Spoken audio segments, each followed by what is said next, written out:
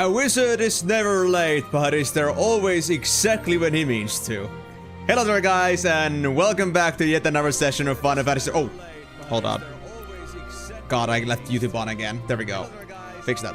There we go. So anyway, hello there guys, and welcome back to yet another stream of Final Fantasy XII, where today we're gonna find out what's gonna happen now that we have done our little background work of getting into Final Fantasy XII with our main character Vaughn, as well as their friend and most likely their future girlfriend Emenalus. But you know, it's just like one of those things where like the childhood friend is always gonna have a very powerful role in there. So like the fact that they're just like orphans together, like automatic, yes, they're gonna be together at some point. I just know it.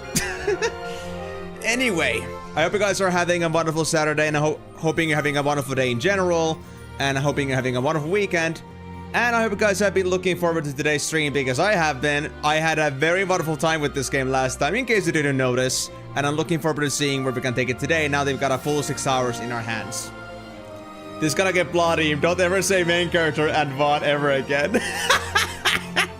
Timor, I'm sorry to say here that Vaughn will be the main character until proven otherwise. I need to get enough information here to say that Vaughn is not the main character.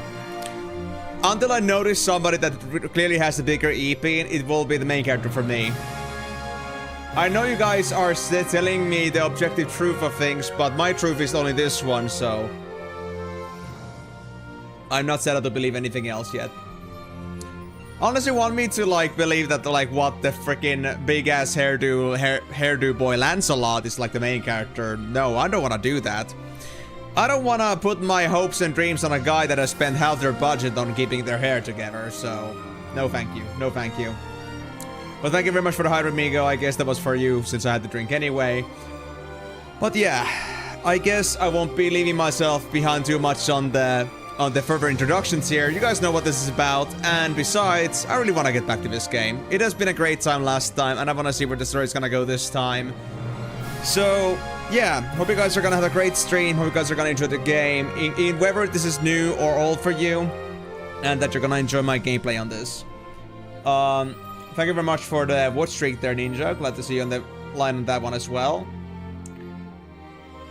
And also, Karyu, I gotta be honest, like when you say Van, I just like with like 1A, I just think of this one specific meme that of Mermaid Girl and Vaughn, and I just don't want to go any further on that because, you know, that is such a weird freaking meme from the internet, and I don't want to go talking any further on that one. But let's just say that that name is haunting my dreams forever. Great, now you can do stuff you thought about the last 2 days.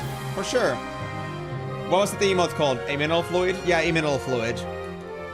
And if you don't know the emote, it should appear on your, it should appear on the list of your, on the list of emotes you can use on Twitch. I'm not sure how that is, like, without 7TV, but for me at least, I guess that there will be, like, a drop-down menu for, like, custom emotes as well.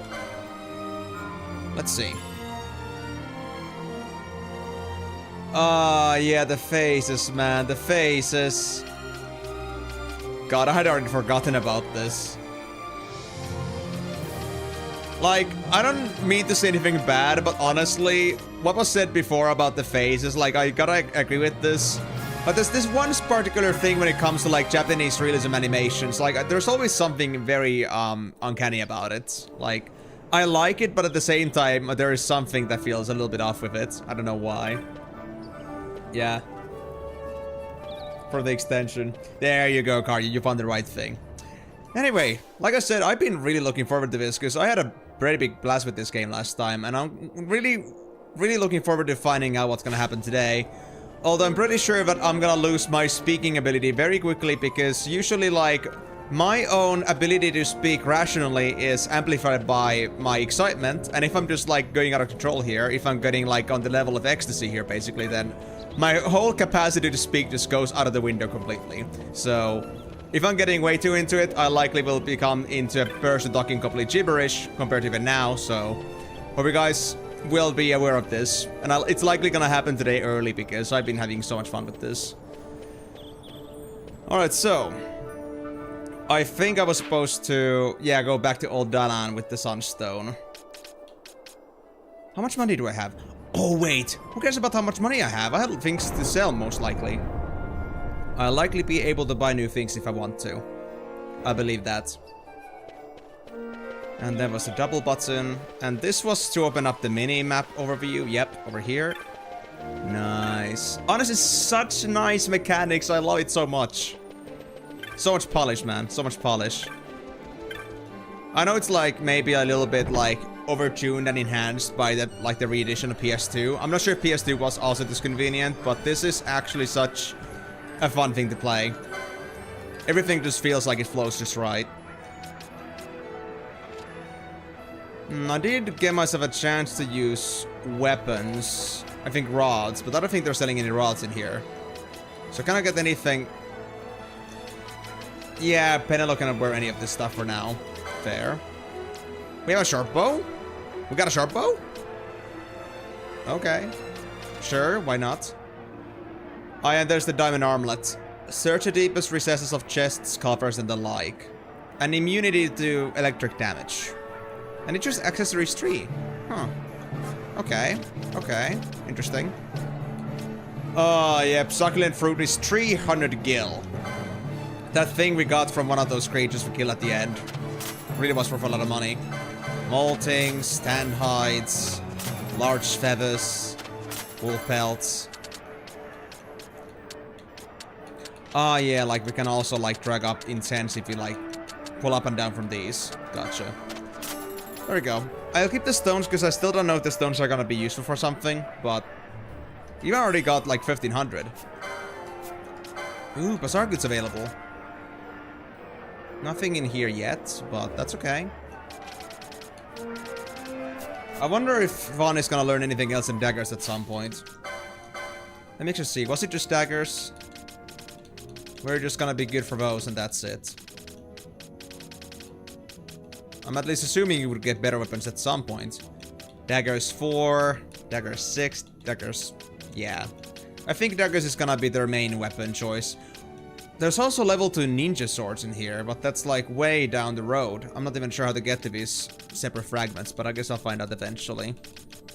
And this is a guns. I guess it has to depend on other classes, actually. Like, let's say Vaughn as a Shikari can learn something if another class has learned it before. So, like, I would get those as an after effect. If I get myself another ninja player here. Or in the same way over here, we got Bone Crusher, not sure what class that's for. Guns, I guess, from a gunner. Or whatever they were called again. Was it a machinist also here? I wonder. Stamp. Phoenix Lore. White Magic. Yeah, I'm pretty sure that this comes also from Penelo at some point. If you're gonna get Penelo that far. Okay, so I guess I have a rough idea what we're gonna be doing with that. But anyway, no new weapons in this store, sadly.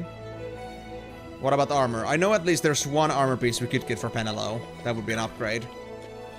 No worries, Karyu. See you soon, buddy. Oh, also, I forgot. There's also one thing I gotta do, guys. I gotta update my titles. Like the tags on Twitch, because I always forget to do that. I got a little bit caught off because I was trying to rush things a bit, but, not woman, non-romanceable NPC, no drops lol, and silly goofer. There we go. Okay, now we got that fixed. And I think YouTube was up to date. Yeah, that was up to date. Alright, let's get back to it then, I suppose.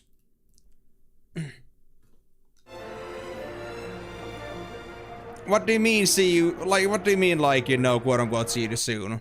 Like, what's wrong with that? Are like saying that you're gonna, like, bring your phone with you? You're gonna go take a shit, then you're gonna bring your phone with you? I did not need to know that.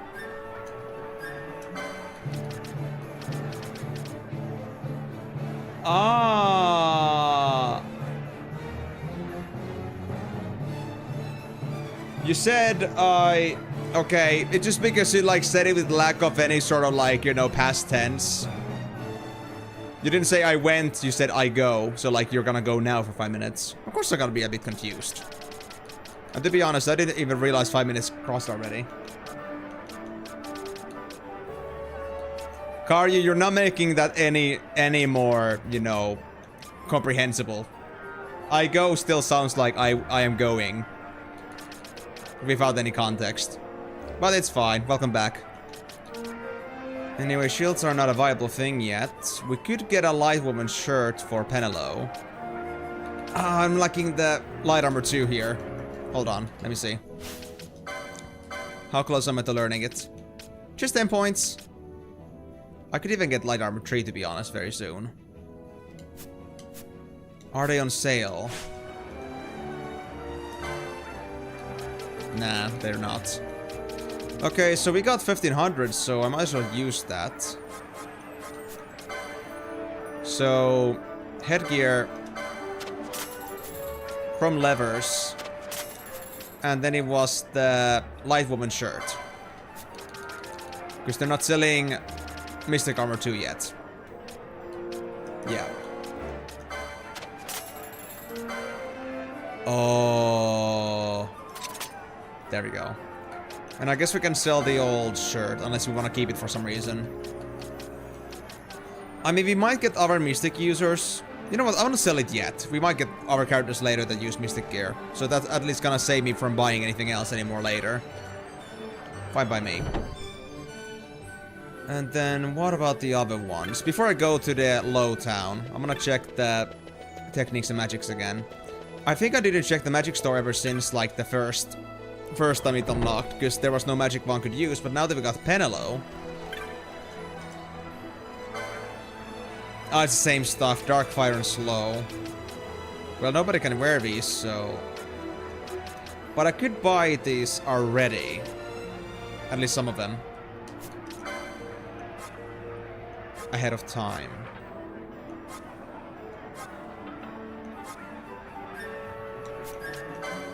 I don't think I should. I might have some other use for the money later. I think I'll keep it that way. Then what about the techniques? And also, Migo, I will also say this at the moment. I did check out your guide at some point today while I was doing something else. So I actually do have an idea now what to do here. Like, I still noticed that most of the stuff is like once you get to this point, but there were like the mentions of hunts and side quests.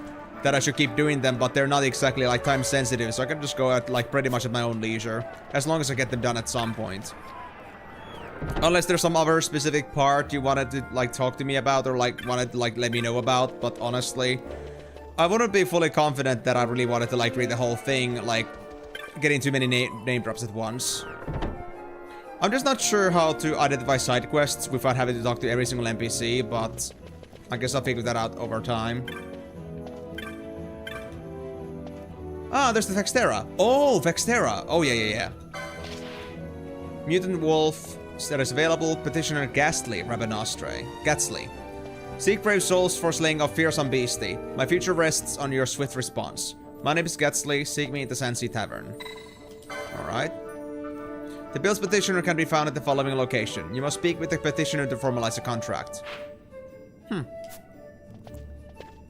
So, where are they? Tomage, Tavern Master, Barkeep, Gatsley, there you are. You saw my bill? My bill to hunt Dextera? If you're looking for Gatsley, you found him. I own a shop over in the bazaar, but times have been tough. So I put in an order for some new goods, hoping to stir up some business. Put up everything I own as collateral against the shipment. Trouble is, this beastie in the Western Sand's been attacking the caravans. As it happens, my goods are supposed to be arriving by way of the Western Sand too. If this Vextera were to attack, what are my goods? Please, you must kill the Vextera for me. Accept the hunt and I'll tell you where to find it. Now we're talking. Vextera stalks the Western Sand in a region known as Galtia Downs. The caravan driver said that they were set upon along the cliff wall to your left as you leave the city with the west gate. Cliff wall to your left. Depending on you. If our shop goes under, my wife and I will be turned out on the streets. Alright. Gotcha. Dyslexic Ghastly. Nintendo already filed lawsuit. Well, if Nintendo ends up doing a lawsuit for nothing, basically, then that's a real problem. Free money for Square, I suppose.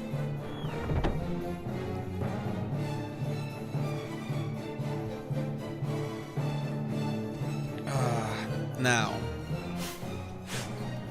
So I know it's in Western Sand, but I'm not sure if I'm gonna get a mission to go there anyway. I think I'm gonna go to Lowtown first and find out what happens there.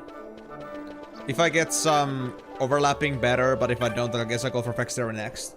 And in fact, actually, I already know that Vexterra is gonna be also important for another thing I have to do here. Like, actually, let me pull out the guide one more time. I need to, like, bookmark this actually this time. I was thinking of bookmarking this earlier, but I forgot. So, get the guide from here on the Discord server. Put that on the browser. And then bookmark this. There we go. And in the meantime, remove all the Final Fantasy Tactics bookmarks, because those are now useless.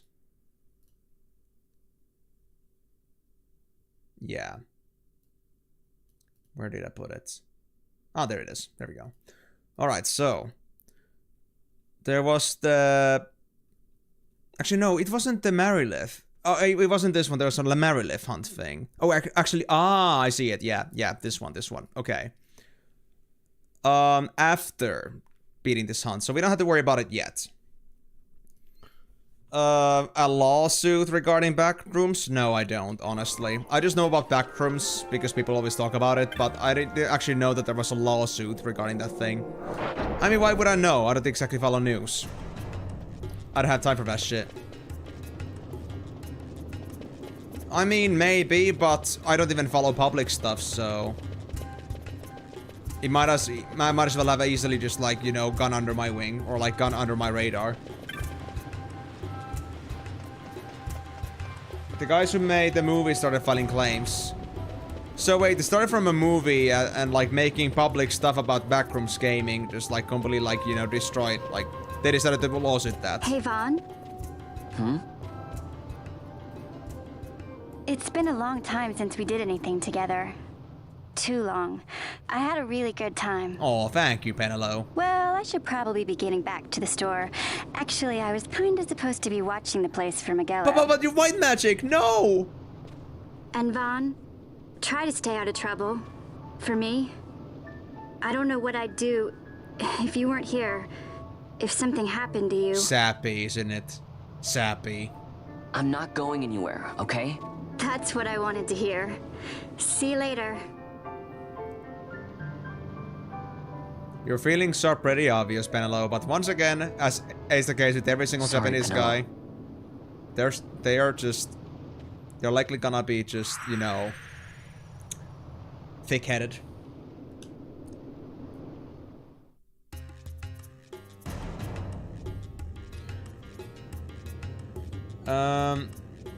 And they're trying to get rights to the intellectual property. Ah, I see, the movie guys, gotcha. Quality of the dub reminds you of Harry Potter and the Philosopher's Stone for the PSX. This with reverb. Actually, I do see that as well, because I did watch videos about that, I think, 4 or 5 years ago, roughly. I do remember that kind of a raspy, like, voice acting quality. But there's, like, that certain, like, radio raspiness, plus the fact that there's a very, like, faint reverb, yeah. I see what you're talking about. Hi, Delan. Ho ho! So you got a Sunstone, have you? I know, Remy boy, and I'll use it to give the Crescent Stone back its magics like I promised. Now you'll be wanting to know how to sneak into the palace, eh? First you go to Storehouse 5. You know the one. 2 doors she has. Now the right takes Ban Ratsbane to his territorial hunting grounds in the sewer bottom. But that's not the way you'll go. No, you'll take the left door, down into the Garum Scythe waterway. The waterway leads to a stair. The stair to the palace cellars. That's your way in. But don't go counting your gil just yet, my boy. Getting into the palace was the easy part. The way into the treasury is carefully hidden. That's where this Crescent Stone comes in. The magics it bears can open the hidden door to the treasury, you see. Listen, Vaughn, for the words I shall speak are most important, and not to be forgotten. Do you understand? No. The Signet yearns for Sunstone strength to light the clouded way. Once in the palace, you'll find the signet tile. Very important. Give to it the sun's power, and it will light your path. Yeah, keep Very just well. blowing your Oh, a bomb. warning. Be aware that if you're caught, you'll spend the rest of your short life rotting in the Nalbina dungeons. So, look sharp, my boy. And don't go running off before you're ready. Worth a gambit. Clans freshly hatched have a habit of tumbling from the nest straight into the hunter's stew pot. I love this guy. I love him so much. It's not the only game I know about sunstones, but yeah, I guess it would be the first thing to come across your mind in this kind of channel.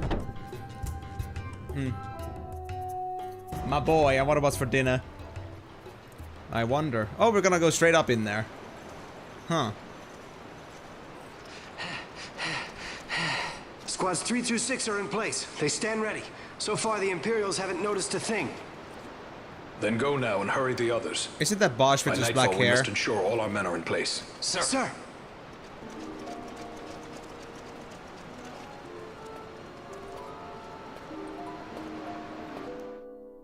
What, we're not gonna even see the chick's face? Oh man. And also, Carl, you're telling me something new. When are corporations not filth? Tell me when they actually are not being filth for once. So, like, spending my time looking up news like that is just like, you know, feeding the information I already had. It's not really worth anything for me. Just goes out the other year.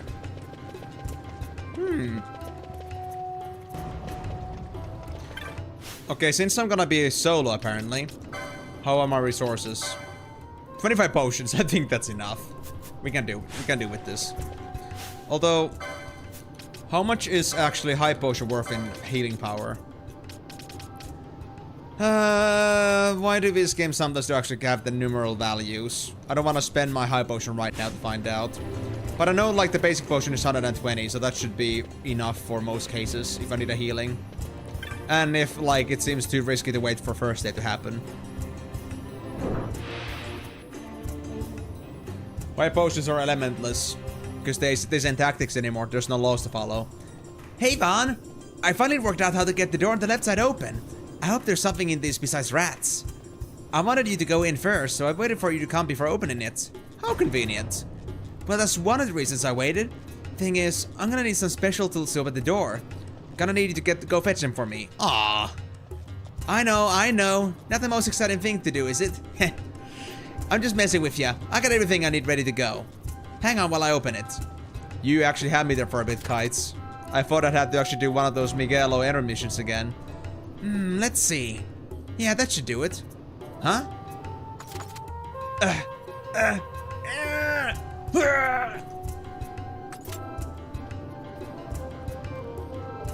It's open! Now we got a whole another place to explore. Wait, I thought you were struggling with it. Oh, and I almost forgot. Take this with you before you go. No telling what's down there. Might come in handy. I honestly don't know, Kites. I honestly don't know, Carl, like what Kites' deal is. I just accept them being who they are. 2 potions and 4 files of eye drops. Do I have a reason to be afraid of being blind?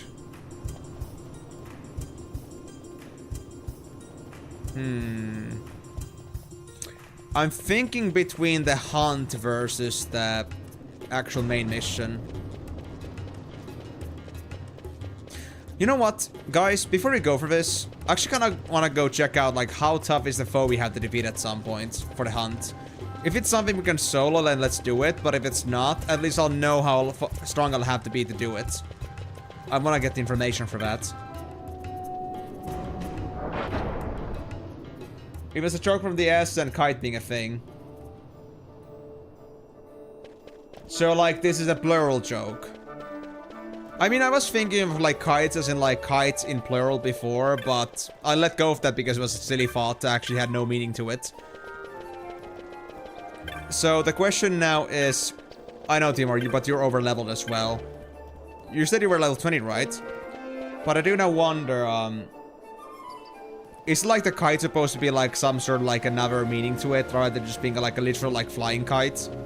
Is there, like, some meaning I don't really know right now? Because I wouldn't be sure about that.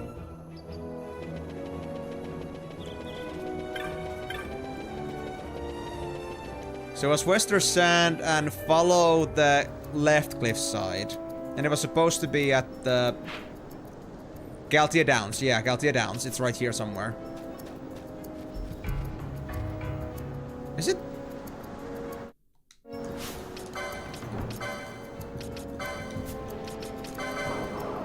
That's just a normal wolf, right? Yeah, that's just a wolf.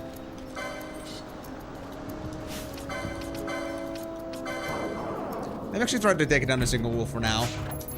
I'm gonna get some hunt training. While I'm playing as active. Okay. A bit slow from running away. Ooh, successfully stole 50 items. I'm so good, bros. I'm so good.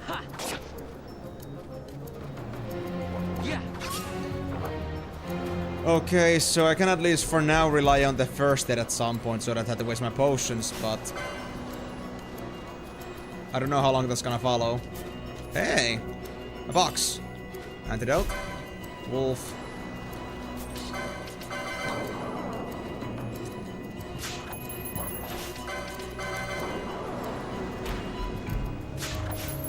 There we go, we got it, we got it, we got it. Thank you, Ninja. I hope it's gonna go great as well, but we'll see about that. You will catch me, you will catch me! Ooh, good job, man. Good job, Vaughn.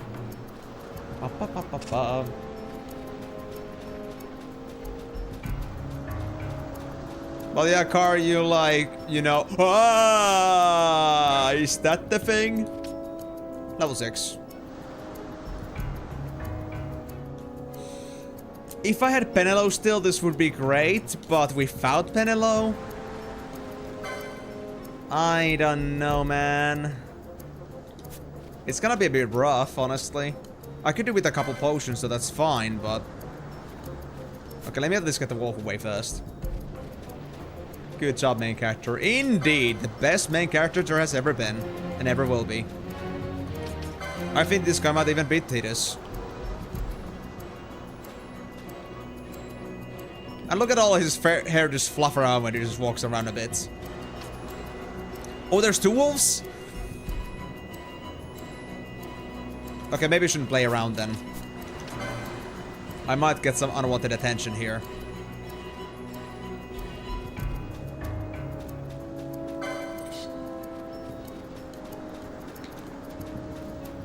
No, I got them all, I got them all, I got them all, I got them all, I got them all. No, no, no, no, no, no, no, no, no, no, no, no, no, no, none. None. Oh my god, he's fast. He's actually super fast. Alright. Shit. This could be bad. There's 3 wolves after me. Okay. Fine. Let's play it then.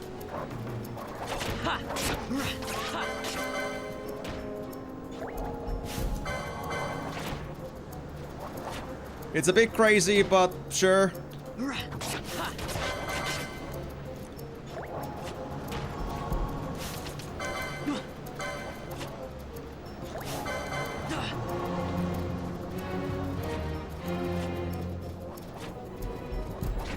One wolf down.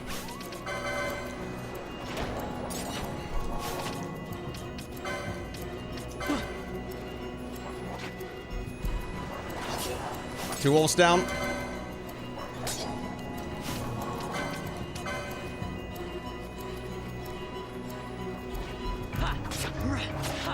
Oh, triple combo, 4 combo. God damn, Vaughn, good job, bro.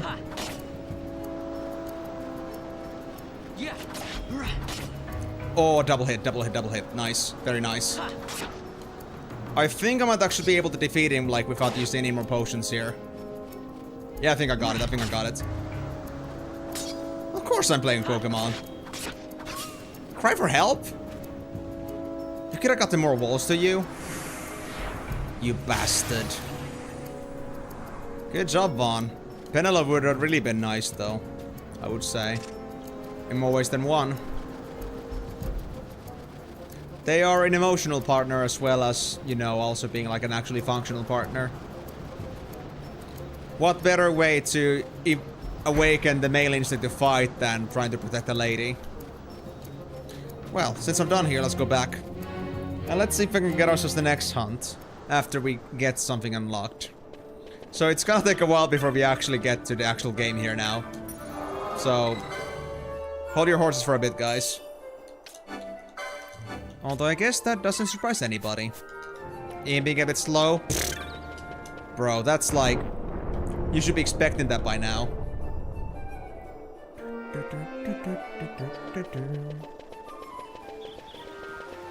Let's see. So we just go back to the bar for now. After that, I'm gonna check out what the goal was here that I had to do. Because this is a very tricky thing that I had to do next. Something you would not realize in your first playthrough without the information. When you first played this game, you had to get the whole team to help you. Congratulations. Thank you. And do remind you also, Ninja, that I'm playing this on active. I could play this on wait mode, but I'm actually taking this on while I'm on active, so it's even extra harder for me. You did it! You brought down Vexterra! Thank you! Thank you so much! You saved me and my wife! This isn't much, but I want you to take it for helping us out. Headguard and teleport stand and 500 gil. Damn. Well, it's time I headed back to my shop. Say, you should stop by sometime. Maybe I'll have a little something for you. I'm afraid it won't be much, so don't go too far out of your way. But if you happen to be near the bazaar, say hello. Agreed? Sure. So, I think that unlocked the one thing that... a new feature, but before we do that... Oh, wait, hold on. We have to go to... Where does the shop actually appear, then? Because this guy now unlocked the real one new shop, as it was mentioned. Is it gonna be this one? The yellow one? Is this the... Oh, that was the Gambits, right. Where does this guy's shop go in? Is it in Lowtown? I'm asking that rhetorically, you don't have to answer yet, but... I mean, there's no other store, because that's the magic store, that's the Miguelo's place, that's the weapon store, armor store. I think it has to be in Lowtown. I'm fairly certain. Let's go here. I can do a little bit of exploration myself, guys.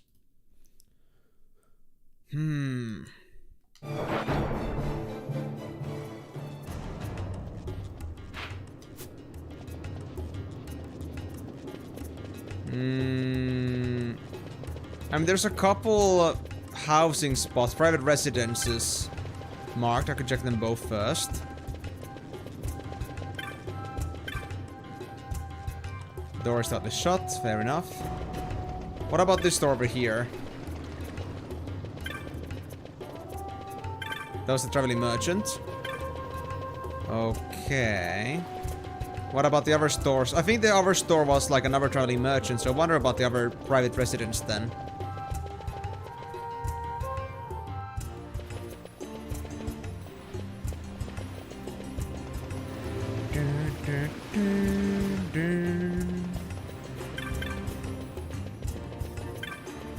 Oh yeah, this is Old Delon's place, of course.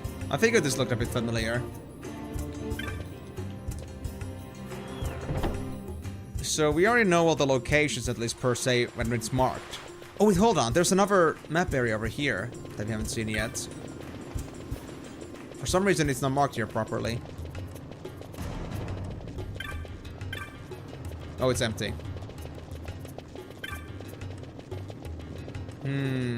Okay, so I haven't found my answer yet. What was that? Oh yeah, the one place that was at the Western Sand, that was like the airship area. The fast travel, basically. So what other areas are there really left at this point, I wonder? Okay, so I can read that well. You didn't even know he had a story. You mean like Gatsley's? Yeah, I mean, that's the thing, Luke. You can easily skip through all of this, but, you know, I love reading this stuff a lot. And it's also, like, for the pleasure of everyone else's fantasy as well, so... It's a all-around beneficial thing for all of us. Yeah, so...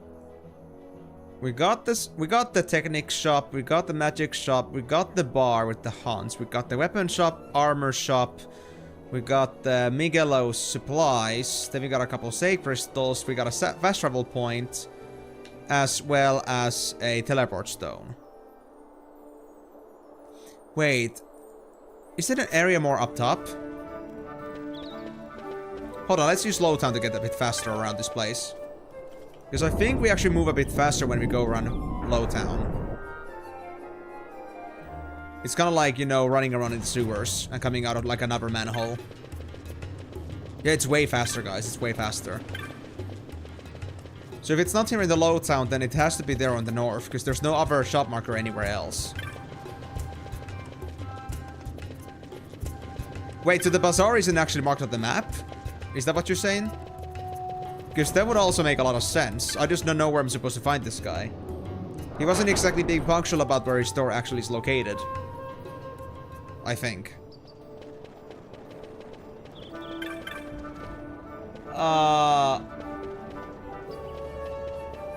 Well, it's fine though, Migo. At least you finally got yourself the revered. Congratulations, buddy. Oh, that's it? Literally just this is it? Where do I find the bazaar then? Do I have to actually like go through door to door to like find out eventually where this guy's store is at? Because I can't think of any other thing I can do at this point. Firmly shut. Okay. Anything else fun in here? That's gonna take me to that side of the town.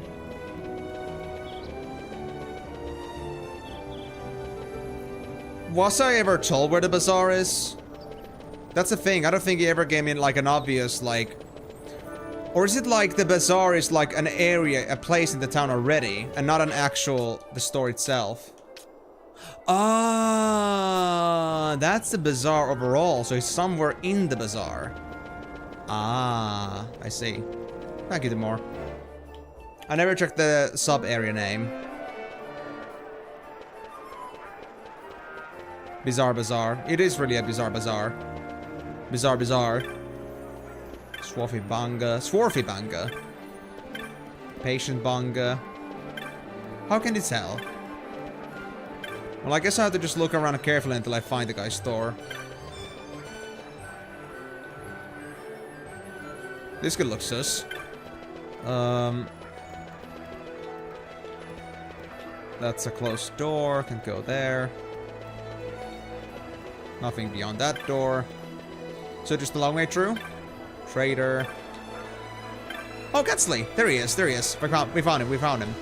Okay. Oh, imagine.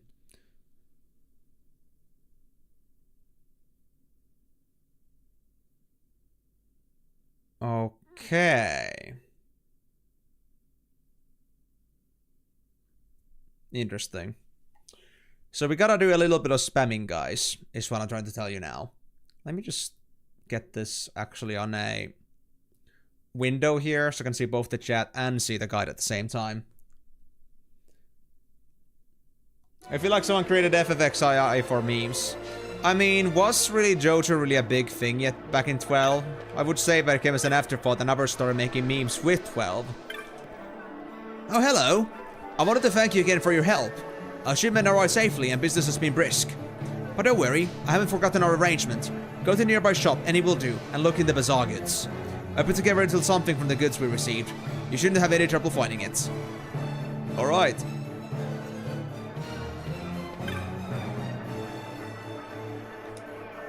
Let me see, any store. I mean, can I just talk to merchants? Or do I have to go to an actual store?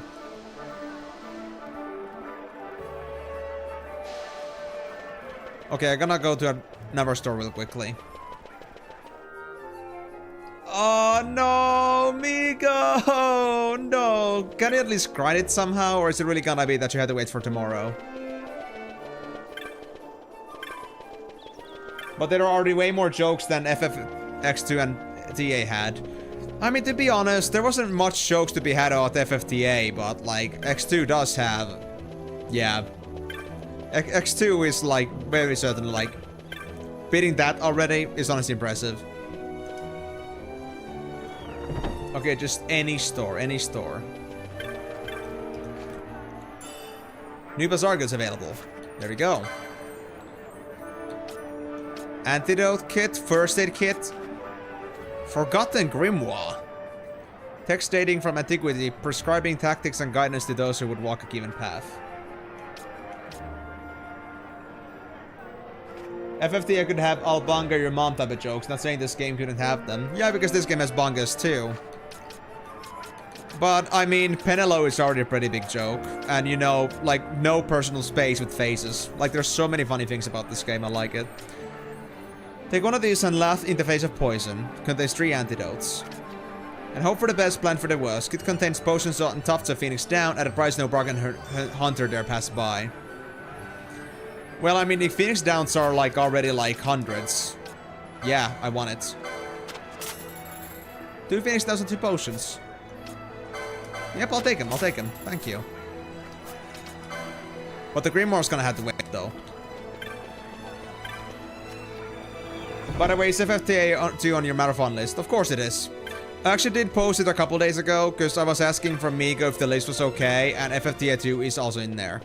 So, yes, it's on the list, but it's gonna come after, I think, 12. Although I'm still kind of wondering, like, because I'm not exactly all that, like, you know, specific about the release order. I'm just wondering, like, what games should be played before playing X game, because there might be some cross-referencing. So try to play the games at least in a way that I don't end up missing any, like, funny little facts and, like, bonuses related to the game series. Or, like, where lore is actually relevant, but I don't know when those games are, so I'm, like, completely at the reliance and dependence of the others in here. Yeah. And then we're gonna also have FF12 and Revenant Wings, so we're gonna have 4 Ivalice games, I guess, in a row. I see. I do wonder, do I actually want to go for the whole 12 experience, or do I want to go for the Tactics A2 after this one? Do we want to alternate or just, like, play the whole 12 experience, basically? Are you going to be playing the Final Fantasy game that's at the Nintendo Wii version? Which game are you talking about exactly? Do you know the name? Because I don't know by platform. Is that it? Was that the goods I was supposed to get? Or do you want me to buy the Grimoire?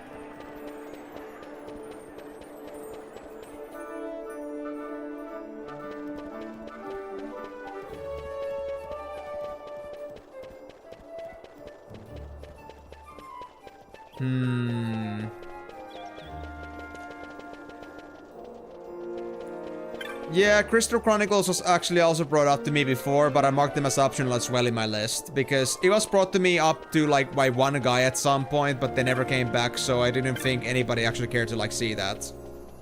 And I was like, my main, honestly, thing that I wanted to do was, like, just play the mainline games. Like, that was my whole point. I know there's a lot of spin-offs, but then there are, like, those games that are very much tied to the mainline games, like the Tactics games are. We had to do that for 12.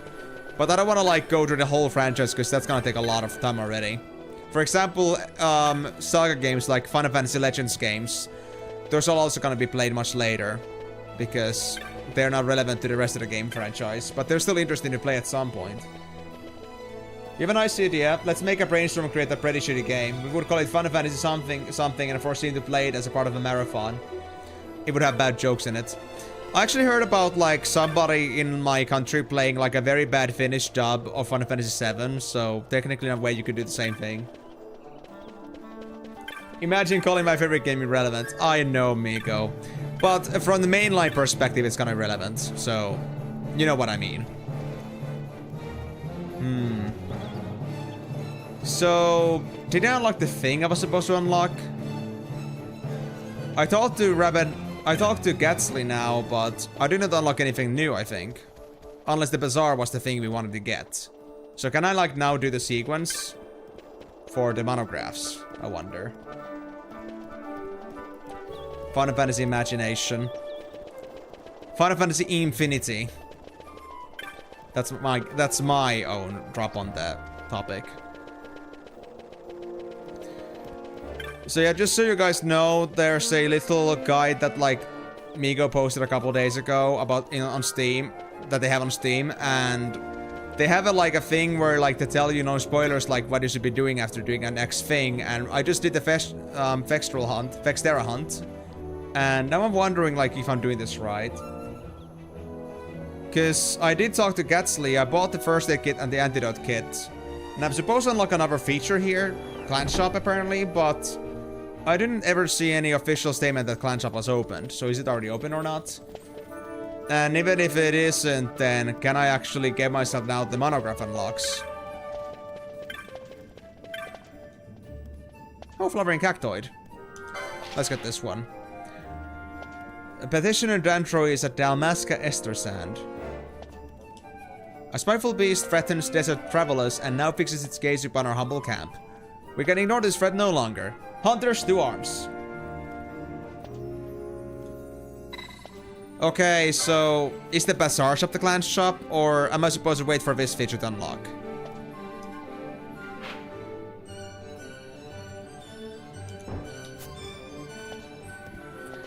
Yeah, Ninja, so they did also say that Crystal Chronicles, yeah. Crystal Chronicles, like Amigo said, it's also like one of those very optional game franchise things. So let's put it this way now, guys, just so we're clear on this one. I'm gonna only play mainline games and the other games that might have some strong ties and lore connections to it, which in the case of Tactics was pretty relevant. But I'm gonna avoid from playing other games for now, because those games could be very, very damn, those could like really like extend the Final Fantasy franchise a lot, and that's like, you know, saying like what the game franchise is already pretty long to begin with. If you want to move on to other things as well. I think the other bonus games can wait, because they are not exactly like, you know, relevant to play at the next time.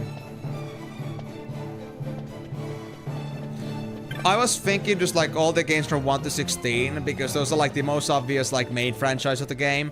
But then I found out as I was doing this that there are more and more games around it that, well, you don't have to play Tactics, for example, but it would be very nice to like know the background of the game franchise a bit more if you did play Tactics first. And that's what like ended up working on 12. So, yeah. I did, because fuck MMOs for now. I know you're joking, but still.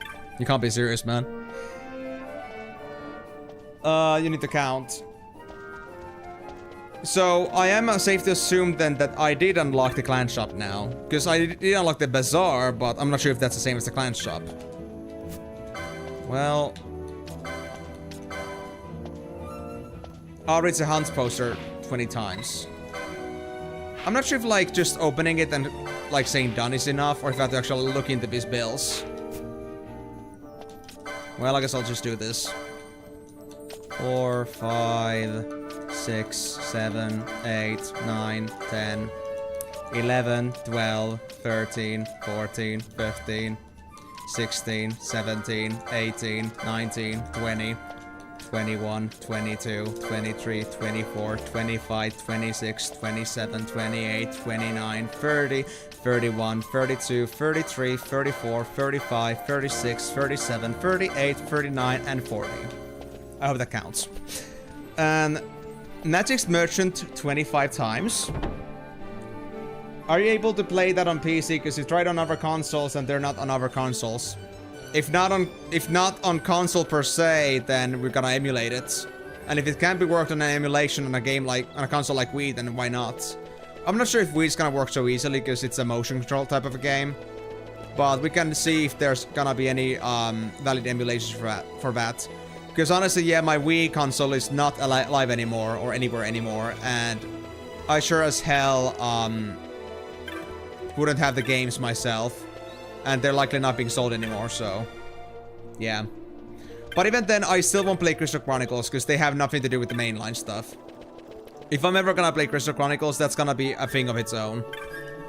A variety thing, maybe. Maybe something I'll just do on my own somewhere other place. I have no plans on that. But just know that this is not relevant or pertaining to the actual mainline story in any way. Which is the reason I won't play it here. Because it's already a pretty big chunk to play to begin with. Wait, this is the Technic store. We don't have to be here. Actually, we can also check the bazaar, I think. Like, I think if this worked, it should have unlocks now.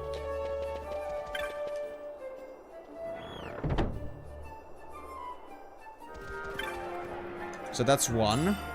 The new bazaar goods are available. Yep, 2 Forgotten Grimoires. Yeah, okay.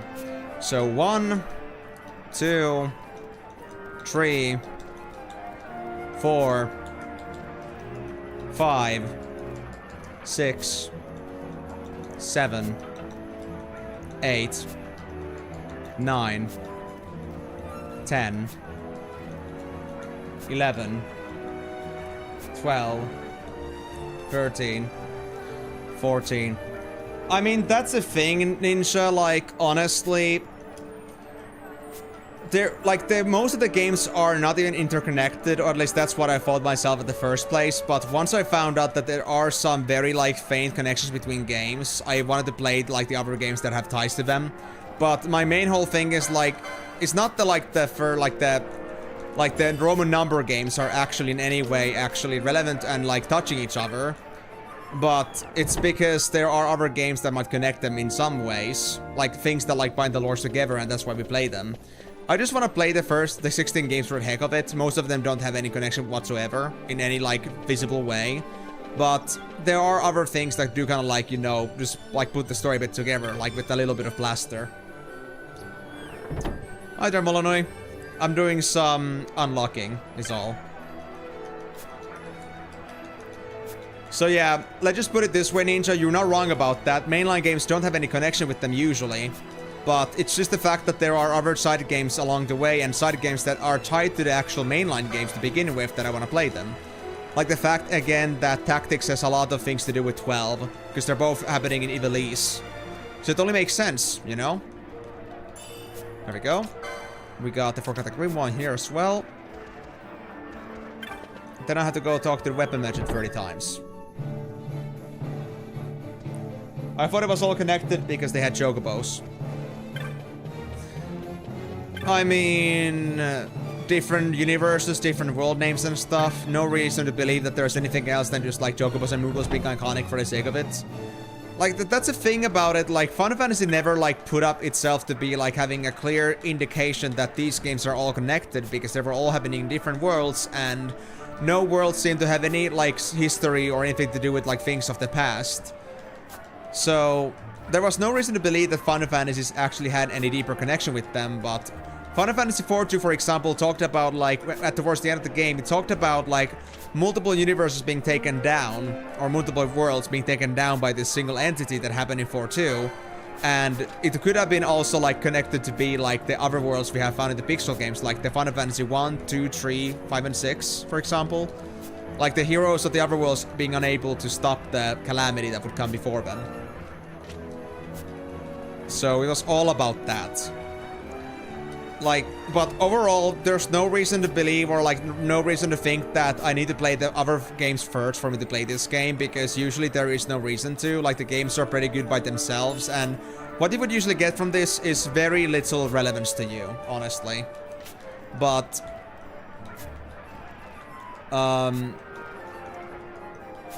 it's, like, still something that I play the mainline games for the sake of it, because I want to play them all. It's been my dream for a long time.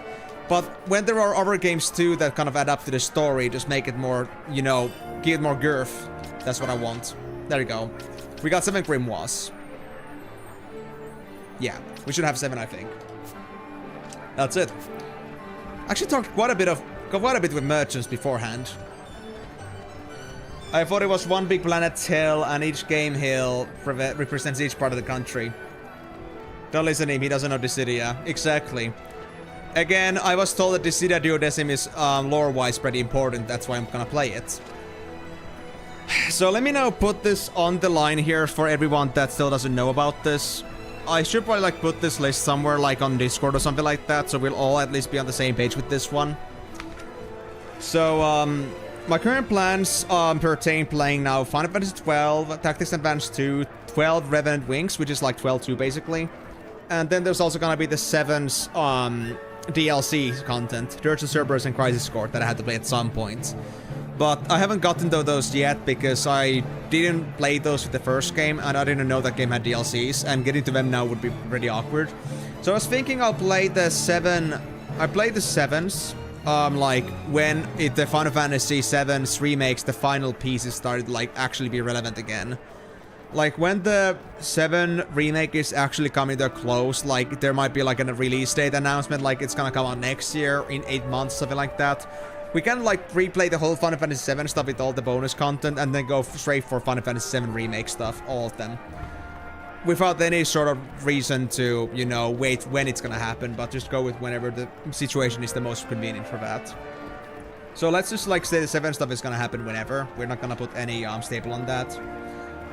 But so 12, 12-2, Tactics Advanced 2, and then there's 13, the Dimensions games, although I was told Dimensions games are quite optional too, but they play like Final Fantasy V, so I guess that could be something that could be actually optional then.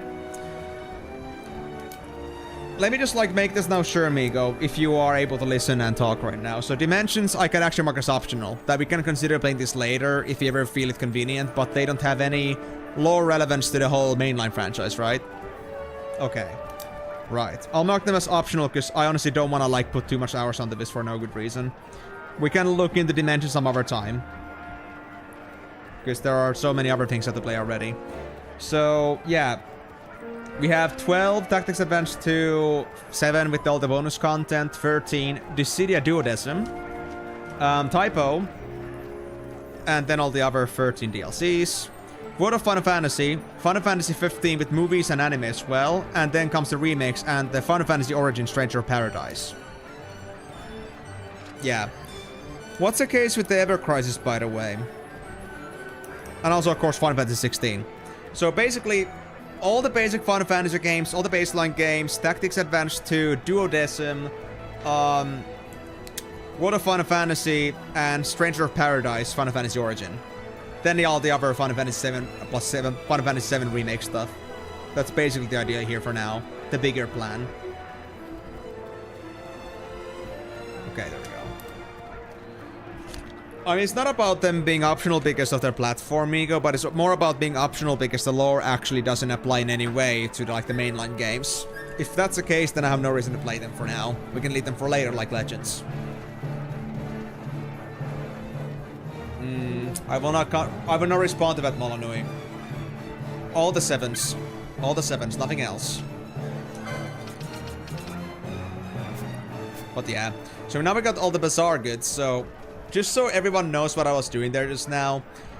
In the Migos spoiler-free guide, it was mentioned here that you have to read the Hunts posters 20 and 40 times, talk the Magic Merchant 25 times, Armor Merchant 15 times, Weapon Merchant 30 times, and any merchant in general 100 times in total. And that's how we unlocked every single grimoire in here. And I don't know what these are gonna do, and when I'm gonna actually be able to afford these, but that's gonna be a thing in the later. So I got some more story relevance. And I know that you could have said that long ago, Migo, but you only said that now. So you're just trying to tell me to do that for the sake of it, because you love the games. But don't worry, it's not to say that I would never play them myself, it's just that I'm not gonna play them during this whole marathon. Marathon specifically. Because, well, again, it's a long series already, alright? We're trying to, like, push in every single Final Fantasy game alongside as well. It's gonna be super long. I've been doing this for 2 years and I'm still at 12, guys. And the games just keep getting longer. Are you really sure you want to throw me another 20 games to play? Really sure? I wouldn't say that's a good idea for now. Guys, you are so... You guys are so out of this world, man. I swear. So, that's now done. Let me just check what the next thing was, aside from the... Okay. I'm not gonna say anything about that yet, because I want to keep some surprises for people, but I now know what I have to do next. I know when next I'm gonna get a reason to do something specific. But I shouldn't have missed any content now. Saga Frontier is great. I think I've heard I mention it a couple of times, but again, that's gonna be much later down the road, because Saga Frontier and Saga games in general are just not part of the main line in any way. At least from my understanding, so I'm not gonna spend too much time on that. It's gonna be a thought of the future, but I don't think I should try to put it in the mix of this one. Just to avoid making, like, the broadness of this whole marathon to be too long. Especially because I can only, like, put, what, 14 hours on this a week.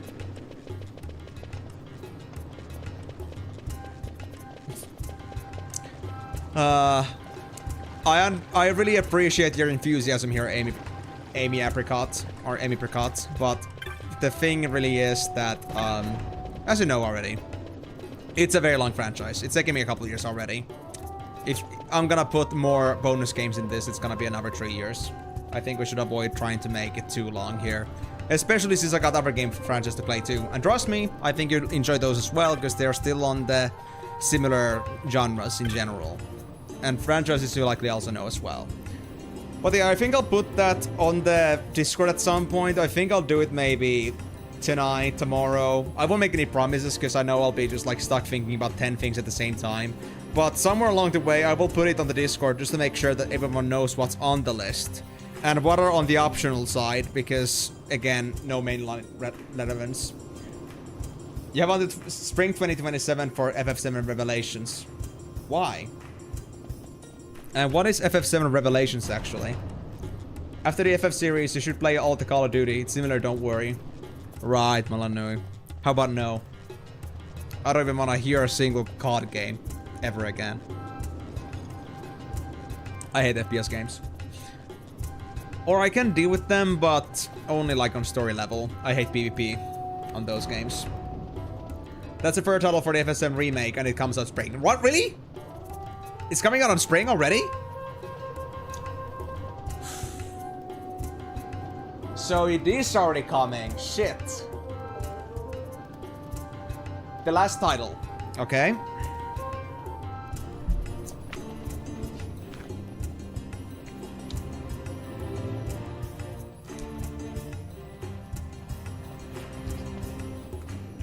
Hold on. I'll put it on the list. I'll mark it right now. Last title of FF7 Trilogy isn't getting a time exclusive, so it'll be on Steam from the get-go. Wait. Were the others a time exclusive? Okay, let me put it here. Final Fantasy VII Revelations. I'll put it Q1 2027. Okay, there we go. Because that's important. Really? They were? Damn, that's crazy. Okay, so guys. Oh yeah, exclusive to Epic. Well, we know that, but so was also Kingdom Hearts. But they released on Steam as well. Yeah, and because nobody likes Epic.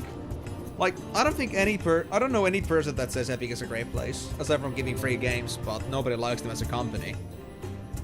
At least not from my knowledge. So let me make this now clear, guys. Just so we're on the same page, regardless of what game we're working on, the next game we play, once the time comes, is gonna be the remake trilogy. I wanna play those because I wanna go on with that finally, once I get the chance to.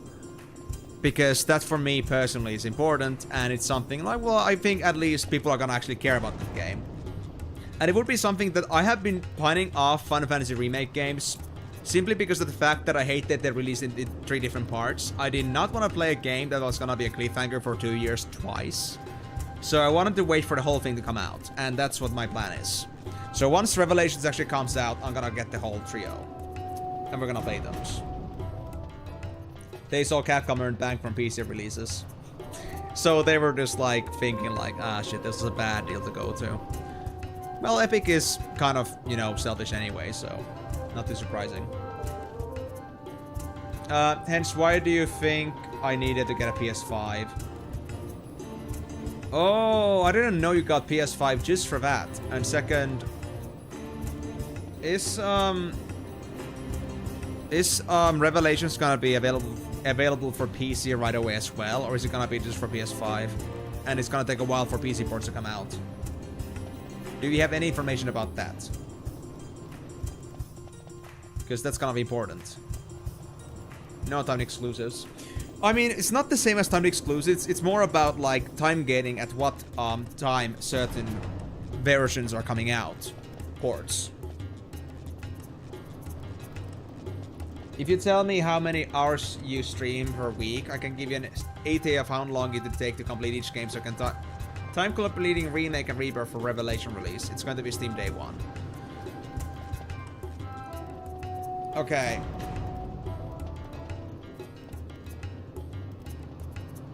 Yep. We have a very inconsistent timer here on Eve streams. We actually have a formula for this. If you have an estimated amount of play hours, you have to multiply it by the power 1.2 for you to get the real amount of hours it would take me.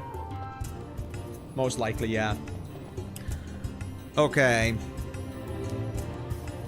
But the thing is that I don't want to do that because I also want to try to get a bundle deal because I am a cheap ass. I don't want to spend 100 euro. I don't want to spend like, you know, what, 120 euros to get all those games. I'm gonna try to get like, if I can get them all as a deal overall for like 80 or something.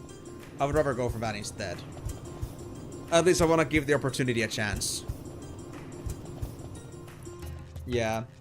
Basically, yeah, Impricot. It's been just about that way for our games so far too.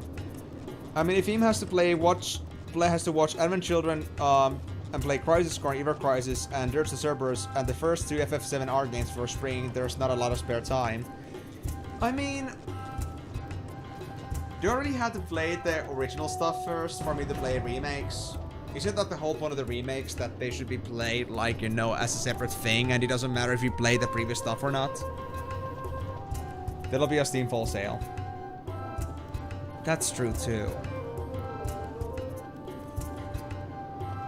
Might be my best chance to get them, honestly. Or winter sale. Because, well, it depends on how far this goes. That's the thing, Emipricot. I already played OG, but I was thinking, because I had to play Dirge of Cerberus and everything again, it means that it would make more sense to like freshen my memory of what the game was. Because I might forget some things over 2 years. So I'm not really sure about that. Yeah, because I had the thought today that I want to make it so that I'll try to time it in a way that once we know when the game is gonna come out, we can just like work around that, but since it's already happening... Ooh. Yeah, I don't follow news, guys. I don't follow game news because I don't care. Ever Crisis will serve as a good memory refresher, plus it was exclusive prequel content.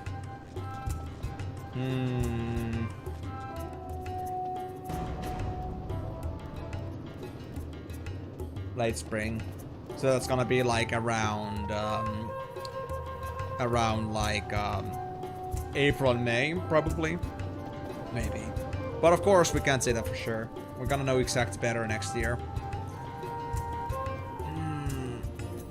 Well, Ever Crisis is a good memory refresher. Okay, we could go with that as well.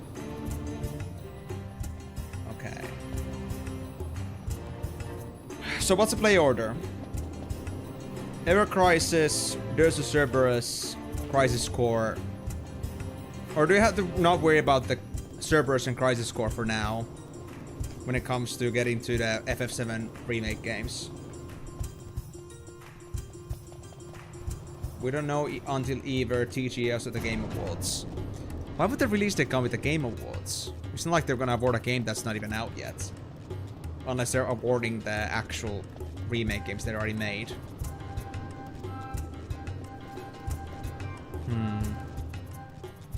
And yeah, sorry for getting stuck on this, guys, for anyone that's actually looking for the gameplay here, but this is an important consideration for our remake, or like for our marathon in general. And yes, I know it's gonna look messy on our timeline of games, but, you know, sometimes time is a thing that we have to take into factor. Technically, Ever Crisis has content that takes place before Crisis Core, but you need to play Crisis Core content in order to unlock it, so I'd recommend playing that first to avoid spoilers. Okay.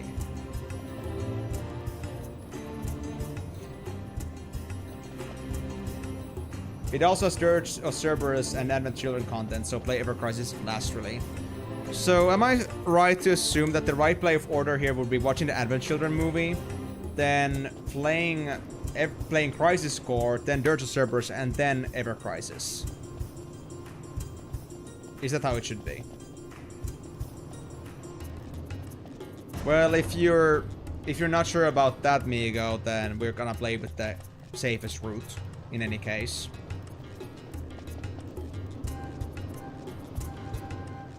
In any case, it wouldn't be something we'd want to play if it, like, you know, if you don't want to be spoiled beforehand. So yeah. And honestly, the thing about this is that when we talk about the movies and anime, those are not going to be something I can really stream, because those are not going to be something I could... Even if I own, presumably, a legal copy of it, it wouldn't be right for me to stream things that have been subscribed or bought to other people about that. Because, I mean, that would be the same as, like, hosting that, streaming the movie for others, basically. And in a way that others are supposed to pay for that. I think it goes more on the legals, I don't know. I don't think Twitch allows that. Alright, see you soon, Karyu. That's it chronologically, okay. But would it make sense to even play Crisis Core before you even play FF7? Like, wouldn't like from the logical baseline be exactly you play FF7 first, then you check Crisis Core, then you go Advent Children and Dirge of Cerberus?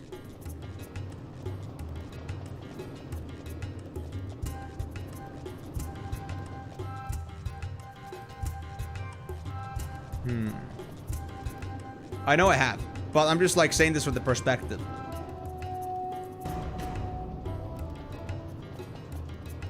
I mean, Advent Children is very well known to be the FF7 too, so I think it makes sense that it's said to be like that.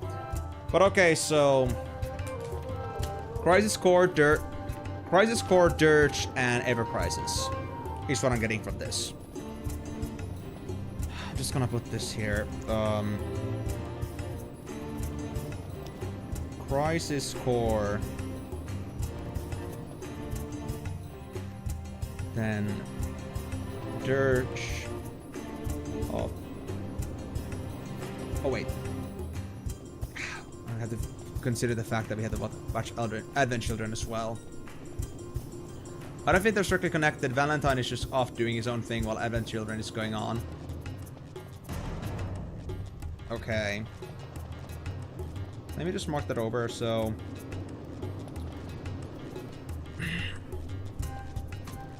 So it's gonna be... Crisis Core. Then it's gonna be Advent Children.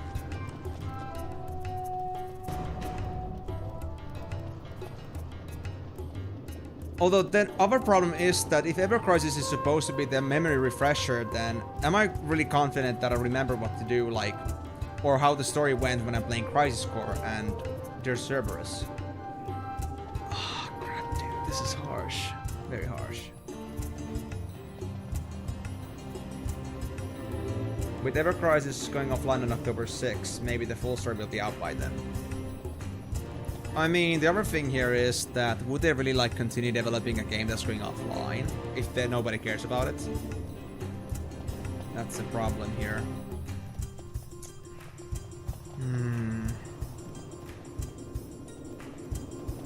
How much of the previous story would I have to remember for Crisis Core and Dirge of Cerberus?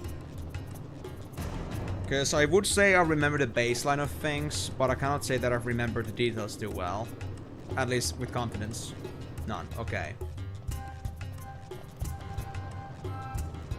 Yeah. That was the idea I had here too also, Amy. It's just the thing I had that I wasn't sure like how much I had to remember from 2 years back, but okay. So we're gonna go Crisis Core, Advent Children, Dirge of Cerberus, Ever Crisis.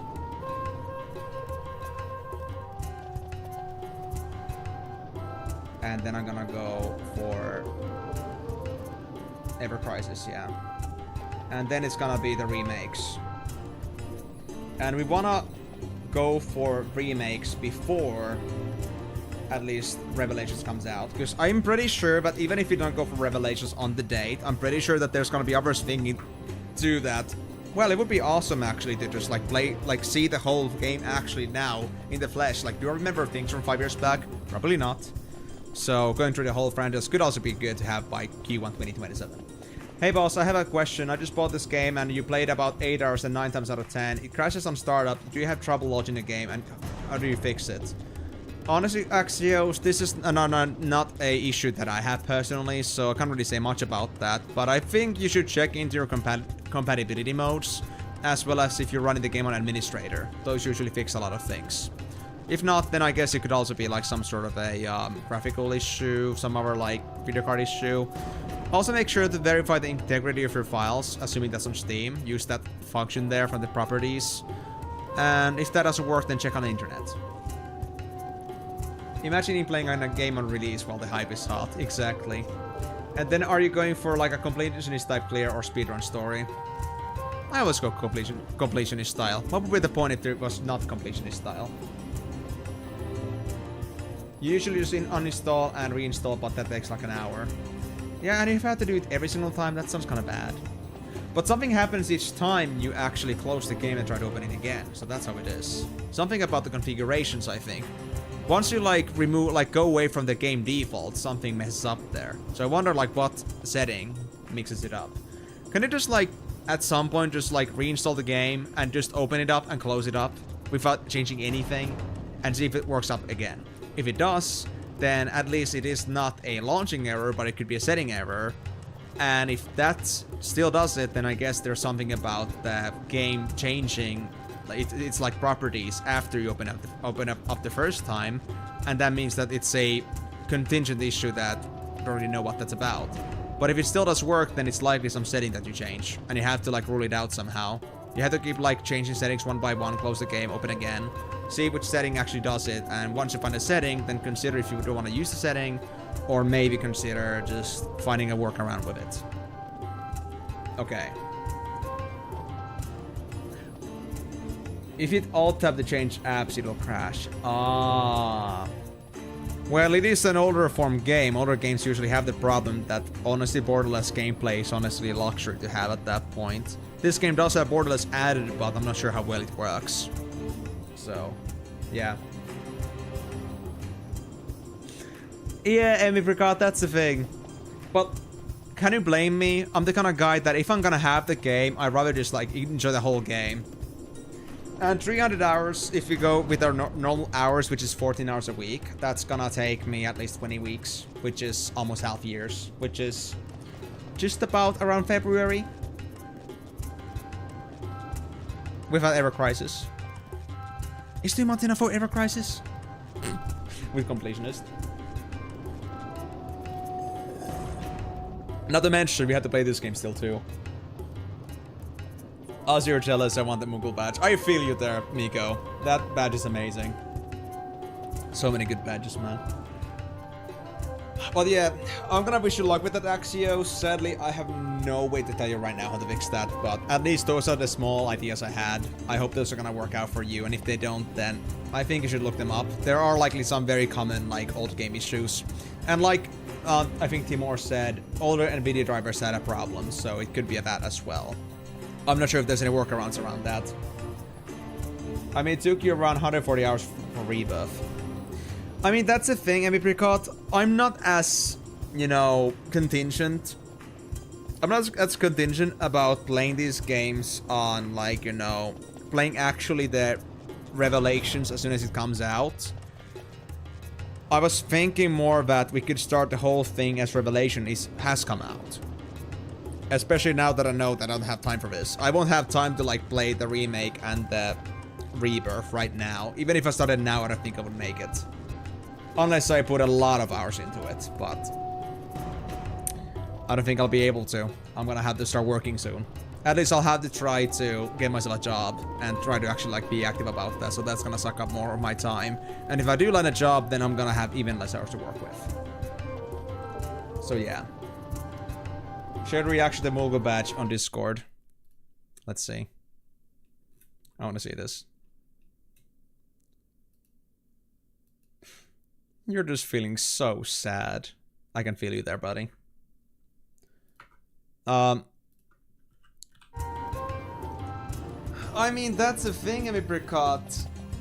It's a sad part, but then again, I think I still want to believe in the possibility that somebody might actually go for it and be like, well, now Revelation came out, but I don't remember any of the previous story bits. So some people might actually want to see the game from the beginning from there. Because think about it this way, Remake came out 5 years ago or something like that. It's a long time from that. And I'm pretty sure that most people would love a refresher in some way.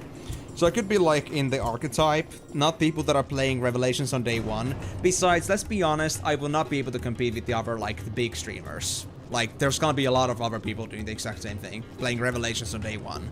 So, if I'm gonna be competing against those sharks, ain't gonna happen, bro. Ain't gonna happen. But I think that could be like the kind of like an approach that could at least, you know... It's an approach that is not going to be as popular, but I think it's still going to have some leverage. Because I think there's going to be others too that see the same way as I do. That I don't want to commit to a game that isn't finished yet. That's the thing that stopped me from playing the remakes. Along with the fact that they were expensive. Like 2 weeks before Rebirth came out, you were watching Remake.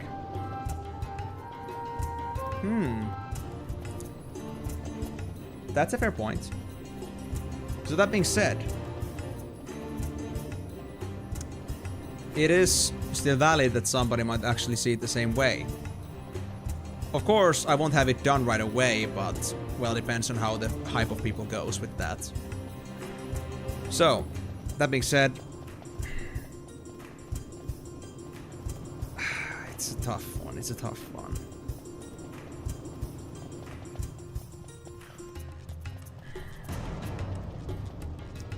I would say we should stick with that idea. Unless for some reason playing the original FF7 stuff is not relevant for the remakes in any way, we could go with those first and then we can play the original stuff again. That could work too. But I'm not sure like how much that's feasible. If I'm being strongly suggested here to play the Crisis Core and stuff first before we do that.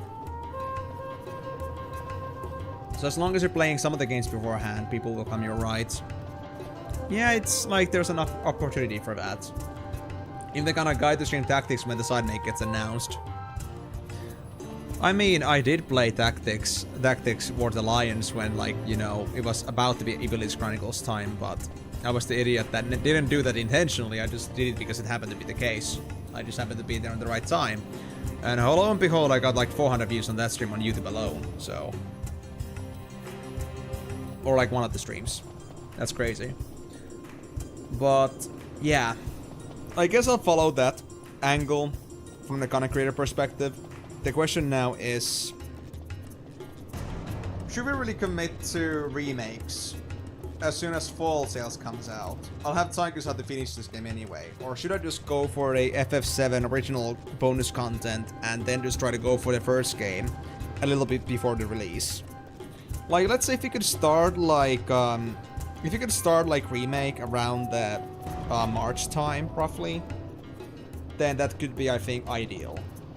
Because we'd have at least a month or two to work with that, and we'd at least have some content under Remake. I say forget about FF7, so it's not relevant. It's not relevant. We could do it later afterwards, but not relevant. You also do suggest playing Crisis Core. How so? Is it actually important for the FF7 story, that, like the remake story, that the remake doesn't itself bring approach?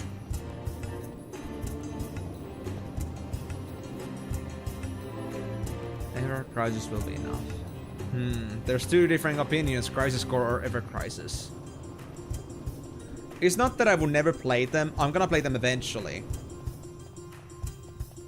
That's crazy, amigo. That freaking mine is bullshit. It will be important. Oh, crap, of course. Okay.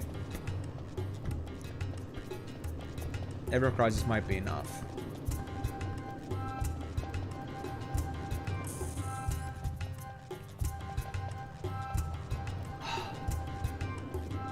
And then there's also Halloween's coming in too, and I usually do put time into the Halloween games as well.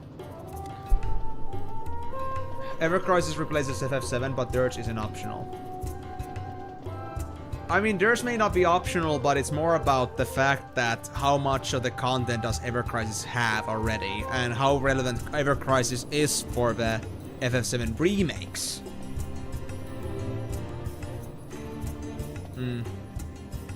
Okay. And you're saying this from the perspective that this is strictly for the remakes, that Ever Crisis Last Crisis Core is important. Strictly for remakes. I will play the 7 stuff later too. I promise that. But it's more about the fact like what pertains for remake, because now remake is kind of in a rush. Now that I know about that.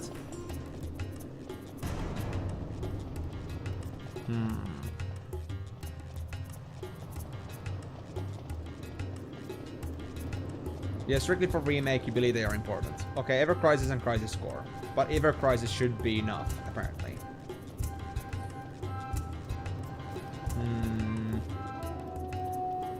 And Ever Crisis doesn't even have the full content released yet. So we don't even know how much it's actually gonna be doing for us.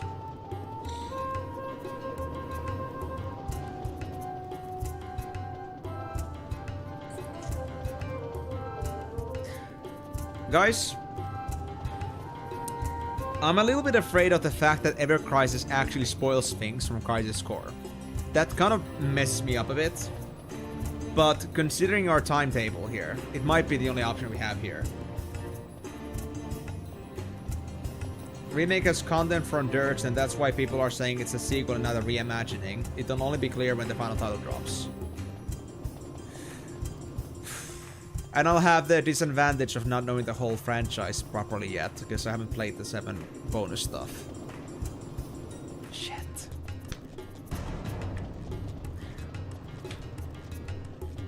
I kinda don't wanna, like, you know, put my own enjoyment and the wholeness of the experience to be put on the, like, the guillotine for the sake of content. To be on the right time. I'm a content creator, but also I'm a Final Fantasy enjoyer here, right now for the first time, so... There's also, like, a limit of how much I'm willing to push myself for the sake of having, like, content released at the right time. That's tough. Yeah, there are characters visible which you won't get to know in Dirge, which weren't in the OG FF7. Which you would get to know in Dirge. I see. So Dirge is kind of important. But time this Dirge plays 3 years after OG FF7. Okay. So... Ever Crisis. Done and deal. Good enough? I suppose. I'm not sure if you have time to do other things. But there's also again the gamble that if Ever Crisis doesn't even have all the content yet, and we'll only know in October. Okay. I think we might actually finish this game by then, so we might actually get to go straight for it. So, long-term, like the short-term roadmap now would be FF12, and we'll just go straight to Ever Crisis, start working on the remakes, and by the time of that, or... Would it be too early? It depends on how long it takes me. But if time looks short, we could go for remakes. And then go for, yeah, after, like, the Ever Crisis.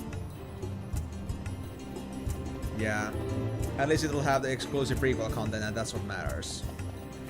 Yeah. We'll also have the full FF7 recap. Yeah, we're, like, on the same page with this one. And also, like, get to, like, see the other things about it, too. So, 12 Ever Crisis remakes. And if I have more time, I might play the other exclusive FF7 titles before that. Like the Crisis Core, Dark Cerberus, and so on, but... I think I'm gonna try to go for the timeline that I'm gonna be like a month before Revelation release with remake gameplay. I kinda want to be on the boat of the people that just wanna see the whole experience now. Like as in, you know, progressively, rather than actually having to go through like all the 3 games at once in a super fast speed, and trying to remember like what happened 4 years ago. Yeah. So you're telling me that Ever Crisis doesn't have the Dirge adaptation, but it'll have enough things about Dirge that you can skip Dirge when it comes to FF7 remake perspective. And welcome back, Kari, as well. Sorry I didn't notice it right away. Okay. Okay, so I did put in now here like the full FF7 original timeline. But if we're gonna now go for the roadmap. Now I'm saying it doesn't matter because you can play Dirge and watch other children. Yeah. Alright, chat, we need to watch the Gigalore videos for confirmation of what needs to be done. So, I'm not gonna put anything on the table yet. Is that what you're saying? Because, again, I was thinking that we just have to go, finish 12, go for Ever Crisis, and then go for remakes, if time allows us.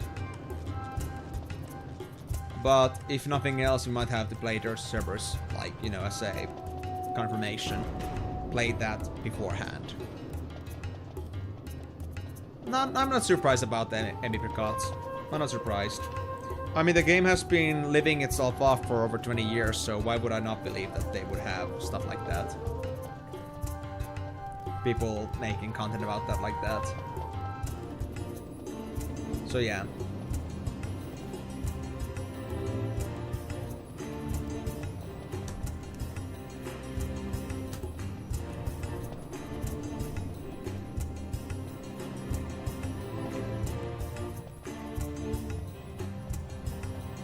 I wanna see him finish FF12 before New Year's if he wants to do everything. I mean, again, the completionist route is kind of like on the list of like whatever. It depends. Like what counts to be something that I wanna do and what doesn't. Even I don't know right now, but like whatever there is to see. But when it comes to all the grinds for pointless 100% of like having max stats, max levels and stuff, I don't care about those as much. But if it comes to like side content that you would otherwise come across, unpredictable side content, I want to see that. But that's the thing, I don't know how long this game actually is, so I mean, I can't say.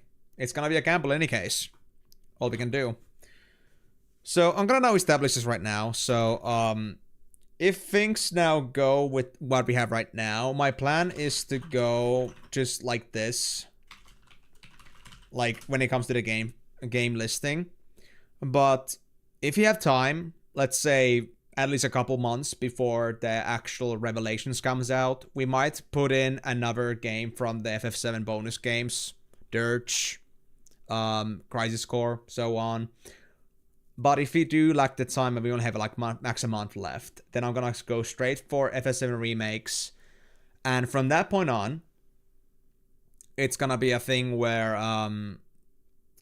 I guess we're gonna just see how it goes, and the other games are gonna play later eventually.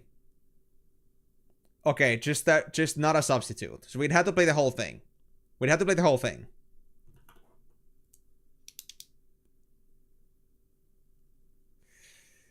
Shit, that's gonna be tough. Because here's the problem, guys. If that was the case, we'd have to get started right this fucking instant. Like, seriously. Because Crisis Core, Advent Children, Dirge Cerberus, Ever Crisis is gonna be a long journey. If what Emipricot said was right, then those alone without Ever Crisis takes 300 hours. For me. For my gameplay hours. Okay. Shit. So my original idea here that I wrote here is actually still the thing we should be following. I mean, the city at this point isn't as important, is it? It's gonna be great to play at some point, but...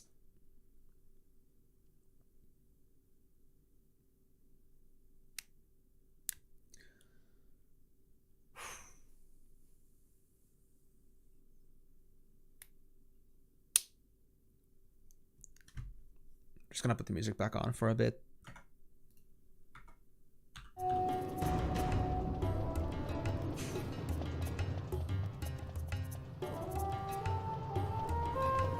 Okay. It isn't often I make decisions like this, but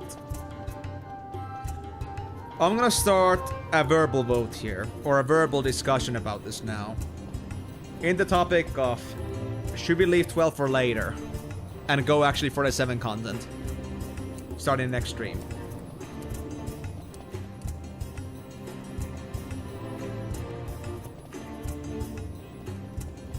Yes.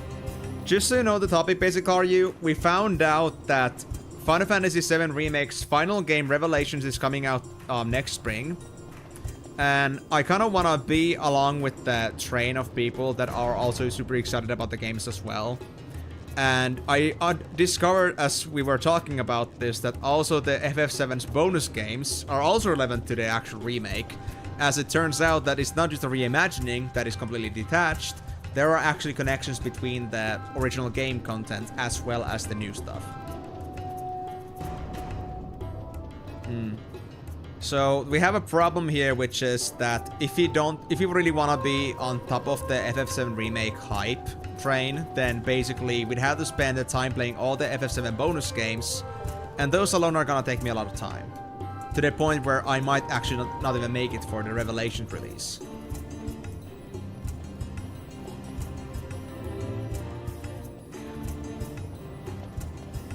FF12 for variety streams.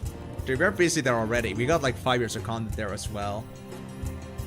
Story for Crisis Core is like 15 hours or so, 20. Just the story for you or more.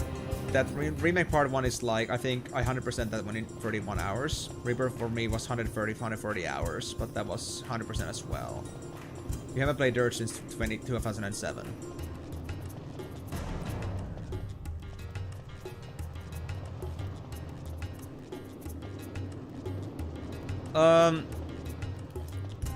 How relevant are the rare mobs in any way to the gameplay? Like to actual, like, substance of content? Well, I still rather, like, still not deviate too much from my own way of playing these, which would be to, like, still, like, experience all the content that they have.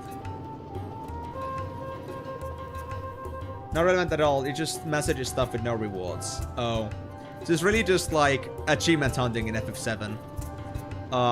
Crafting things 5,000 times for the sake of it. Well, and in Rebirth, it's very easy to be guided to 100% the game. It's not that I want to actually have a blatant guide telling me exactly what to do next, like in a, you know, speedrun type fashion. It's more about, I want to experience the game, and if there's something I want to discover otherwise, I would be like to be mentioned about that. It's kind of like backseat for 100%, but don't backseat for every single thing that I do. Yeah.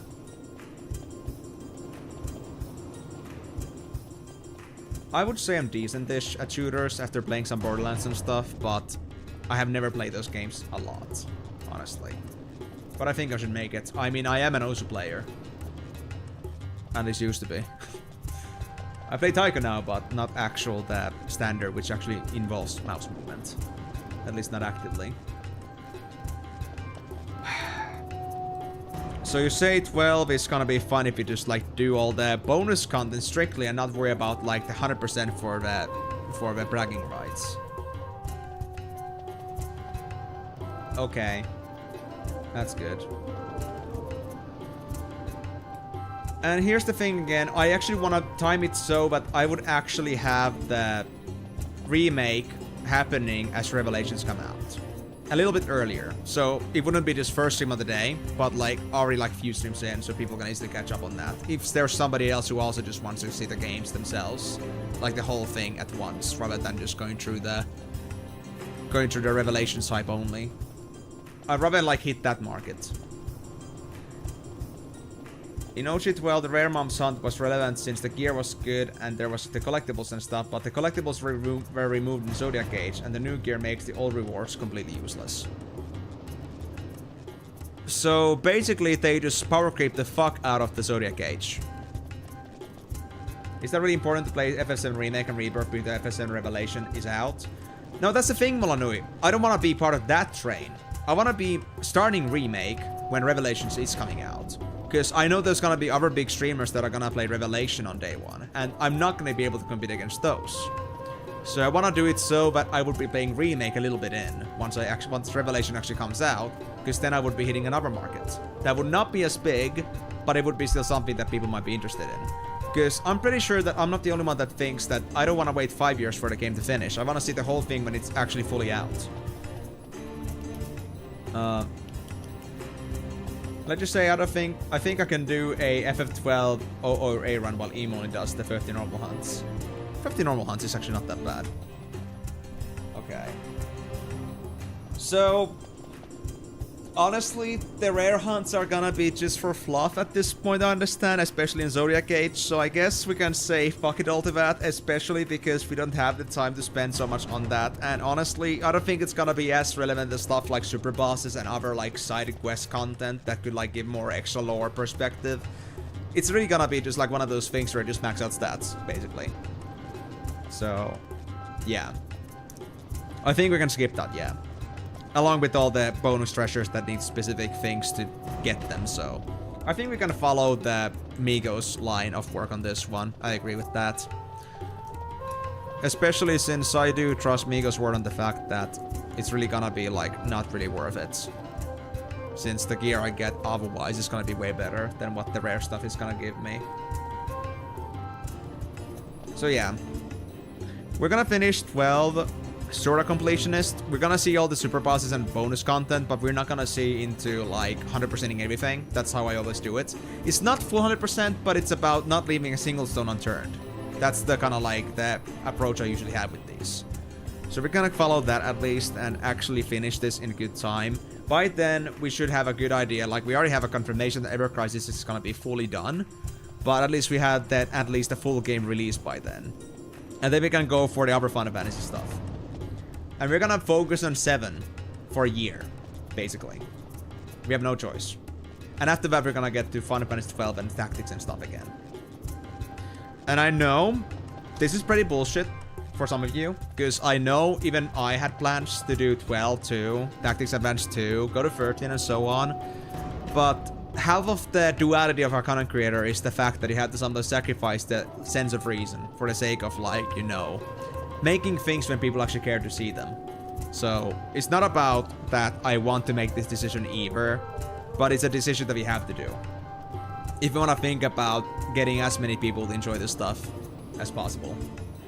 It's like one of those things that, for me personally, I would prefer to do it the other way for enjoyment and like leave the remake stuff for last, but there's also the duality that's like a sad thing. Like, at the same time, I don't want to do things for like the sake of attention.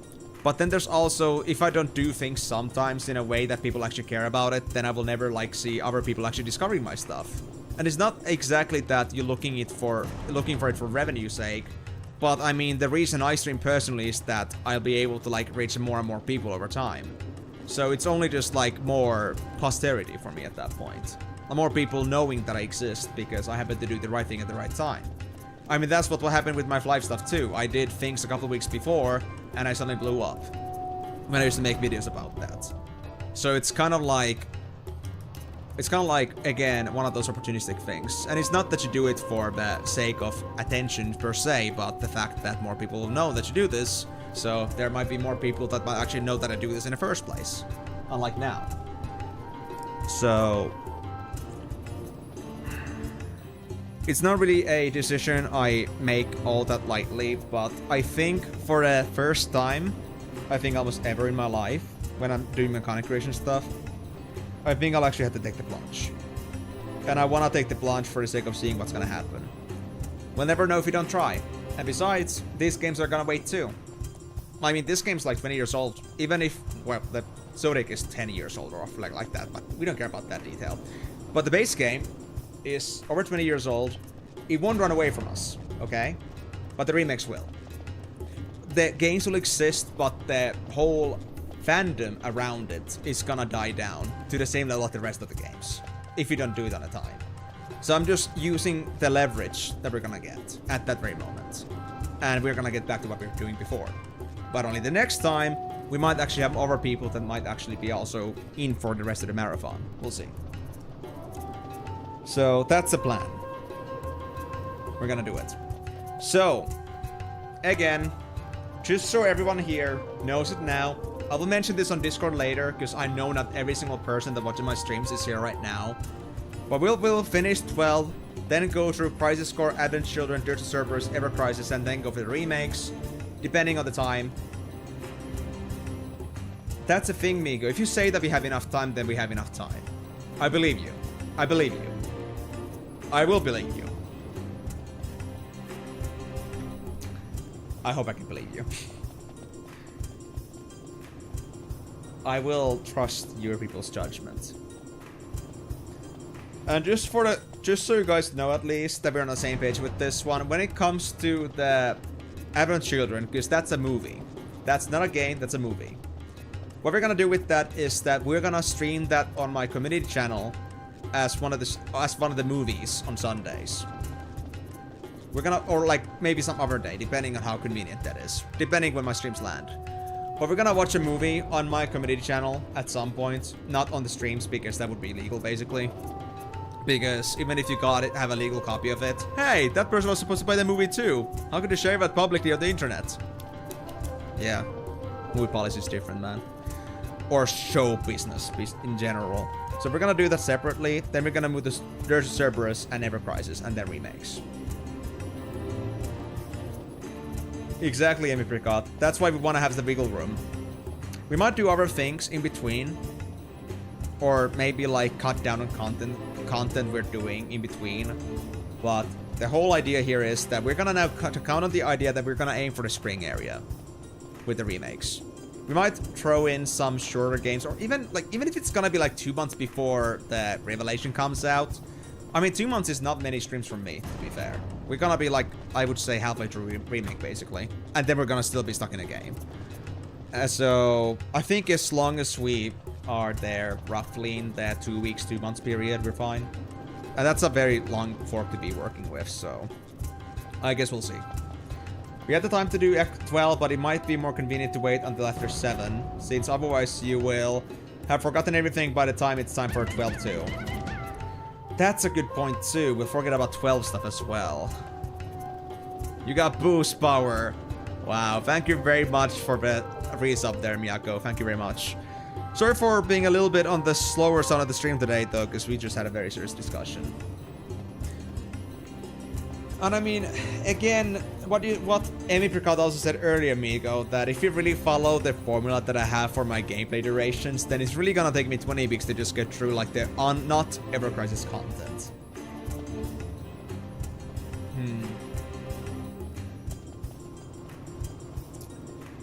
This is tough.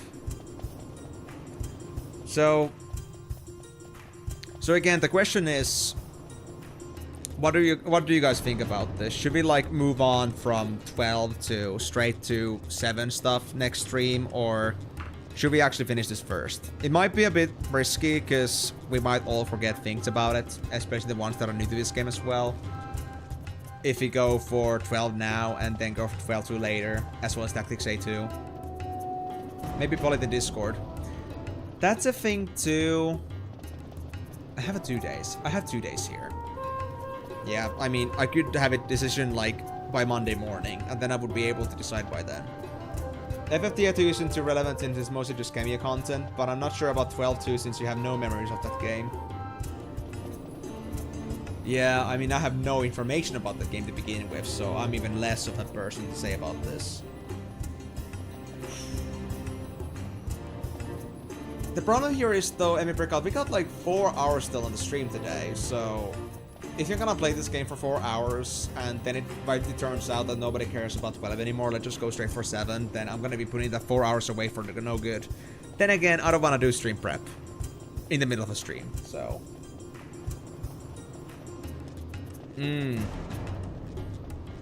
Yeah, that's true. I could also recap just the OG game. There's at least a lot of like potential options there. Hey, the Moonlight Elf. Glad you could make it, but actually we are actually in a very important decision here. I found out that FF7 Revelations is coming out this spring, or next spring. Late spring probably, but still in spring. And I kind of want to be along with the train for remake gameplay by the time Revelations is coming out, so we found out that maybe going through the plan of playing all the 12 games is not gonna be valid right now. You don't think the gap between FF12 and Red Wings will be important? Okay. If Timo remembers better, then I will trust that judgment.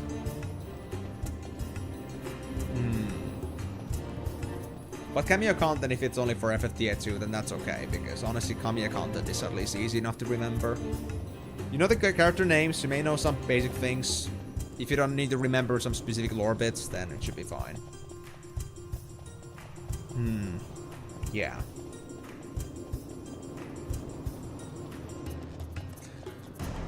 So I will trust the fact that we'll still have time after finishing 12 for Migo. And I will trust the fact that what Timor says about the time gap between 12 and 12-2 being like not really mattering at all, I'll trust that from Timor's. Least favorites from you, okay. I see. But if Migo doesn't remember much of that game either, then it must not have been much memorable either. But if you remember better, Timor, then I'm pretty sure we can follow that. Follow that statement. So...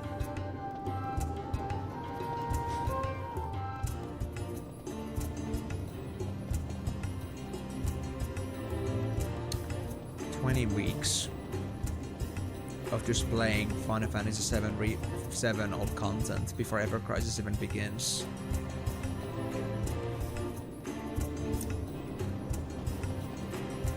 Because one thing will not change, guys. I will play the games my way.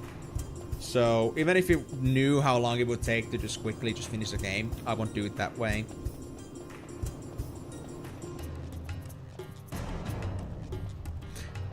Does anybody else have an opinion? Does everybody else also agree that, for me specifically, it would take me about 300 hours to do all the other FF7 content outside Ever Crisis?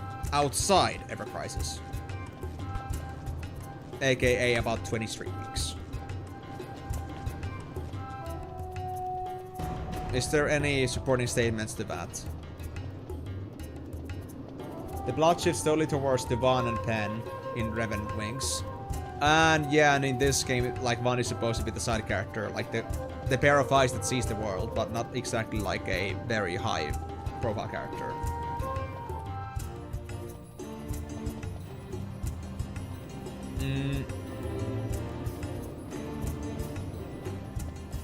Crisis Core took you 53 hours, FF7 Remake 48. You actually never played yours, but you know it's not too long. Rebirth, you're still playing it, but so not sure of the length. And Ever Crisis was played for 130 hours before quitting, but that was on launch. Content was scarce and it was mostly grinding and dailies. Okay, and yeah, the 20 hours on Crisis Core story and extras. Remake 1 is 32, Rebirth is 140, Ever Crisis with the side content average 39 hours and Dirge another 20 plus hours or so. You guys have very different values, honestly, with like how long those games took. But I can see that, honestly, Amy Precall has been doing them pretty quickly, while Migo's a bit slower on the side. And if Migo thinks I'm slow...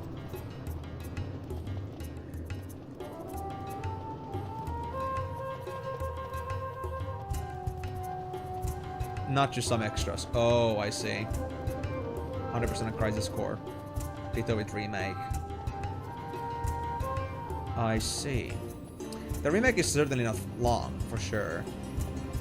Then honestly, considering how short Remake actually is, it might actually be a better idea to not go into it too far in by Revelations. Like, I think we should like have only like a week or two before Revelations actually comes out. Or maybe... I don't know. I wanna give it at least 1 or 2 week buffer, but when do people actually start looking for like the previous game content? Would it be better for me to be there like a month early? I'm not sure. Yeah, Remake is pretty short from what I heard, yeah. Rebirth is long. I guess Remake was kind of like for them like a tryout, if people actually care about this. Yeah.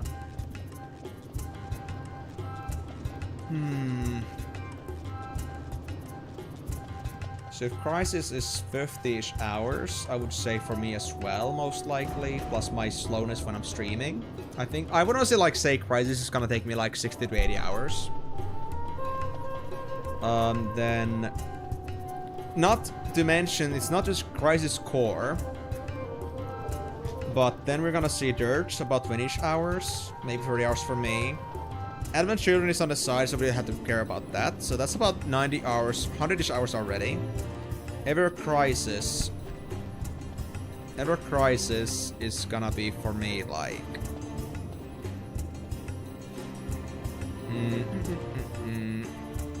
There's a lot of difference in that, honestly. I'd say Rebirth 2 to 3 weeks before would be good. Unless you want to be part of one around, then do a month before. What do you mean, like, by PT 1 around or part 1 around? A month before does sound valid too. Like 2 to 4 weeks is actually pretty valid. And that's a thing. I guess the Ever Crisis, what Emipricot is saying now on how long to beat is like based on what the content is now, like how the grindiness has been cut off. Kind of like how Final Fantasy 4-2's, the after years, the grindiness was cut down on the final releases after it was no longer just like a grindy progressive game. Yeah.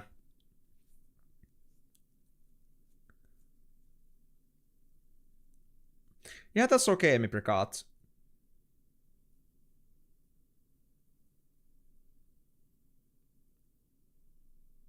Yeah.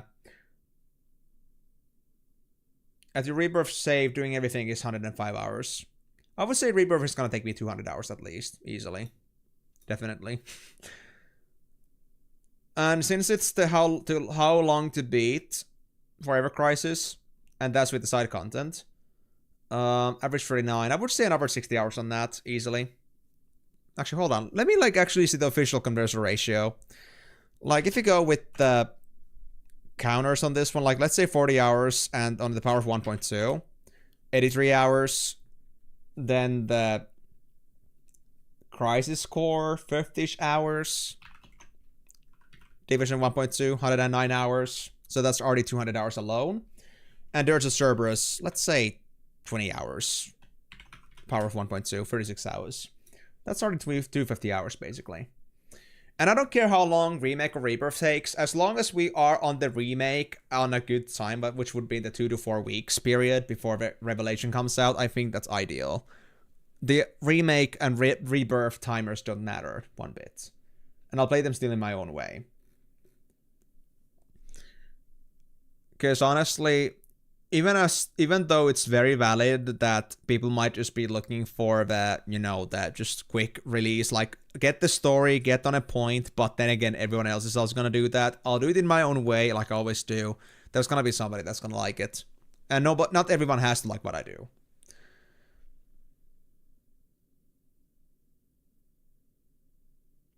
Oh.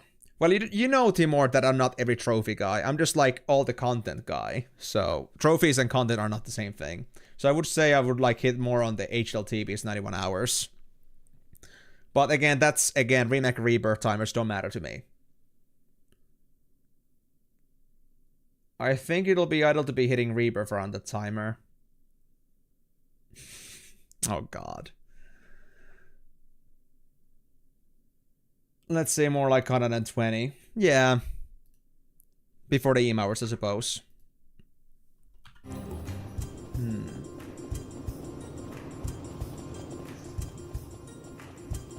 Honestly tough.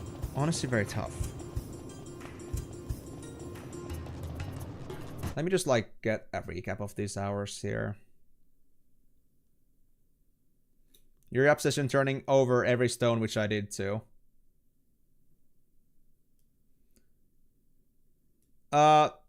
Yeah, basically, like, if it's me, like, my Yap sessions and, like, the way that I just, like, stream and chat in general, I play and chat at the same time, it's easily gonna take, like, a few dozen hours more. But I think I should be already on Rebirth once I actually get to the... once actual Revelation is out.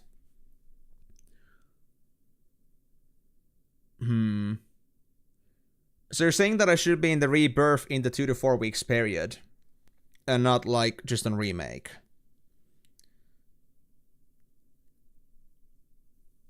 On Remake also has Super Bosses exclusive to NG+, so knowing you'll probably play the game twice. Maybe not in this case, at least, you know. Maybe not in the case which it is right now, which is time constraints.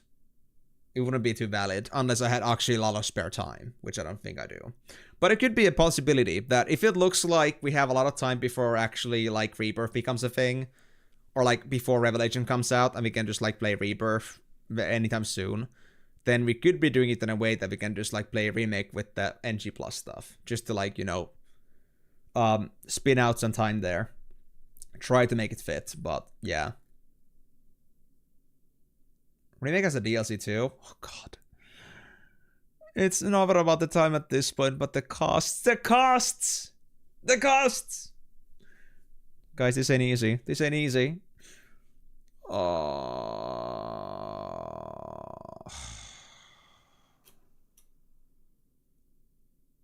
Yuffie DLC. Oh. Going for hard mode remake would be a lot of time for him. Shitsack DLC. Oh yeah, Shitsack. I already forgot that you call it that, Migo. But now that you mention it, yeah, Yuffie the Shitsack. Oh god. That's actually ancient by now. Seeing Migo call somebody a Shitsack. Oh boy. 2 years and he still remembers it like it's like, you know, sleight of hand.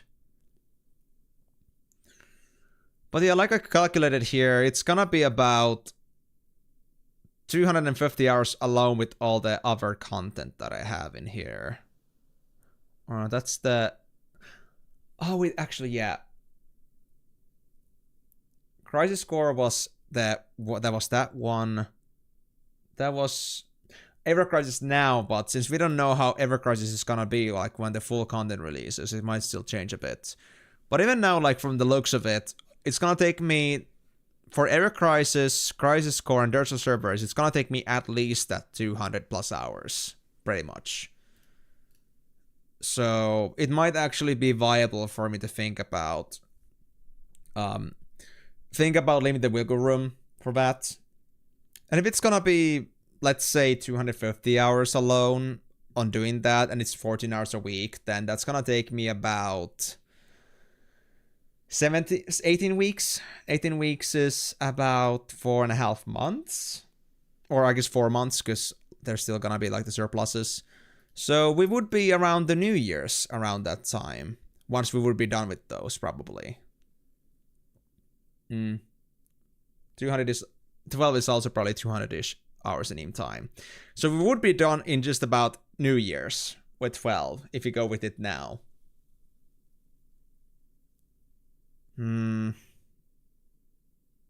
Yeah, that's a bad thing. I mean, just because we don't know how much the Ever Crisis is gonna, like, expand when they release all the bonus content for, like, for the dirts and stuff.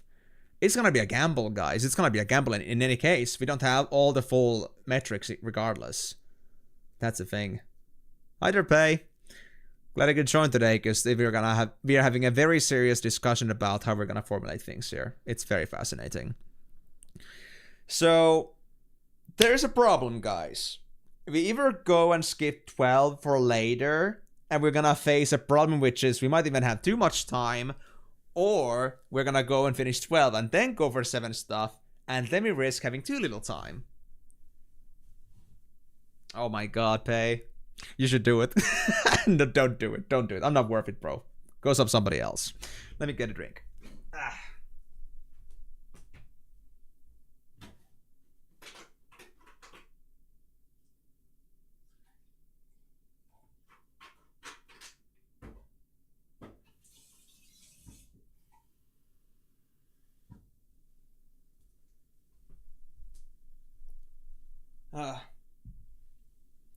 Well, if you have too much time, you can also just recap on OGFF7 and play that for a bit. Why do you get a pair of freaking boxer shorts as well, though? That's part of that deal as well? Weird, interesting. If you have too much time, yeah. I guess it would be safer to delete 12 for later at this case. Yeah, that's a thing. It's a risk still. I hate risks. Easy. Yeah, we should do that for sure. We should, like, bring Boko back.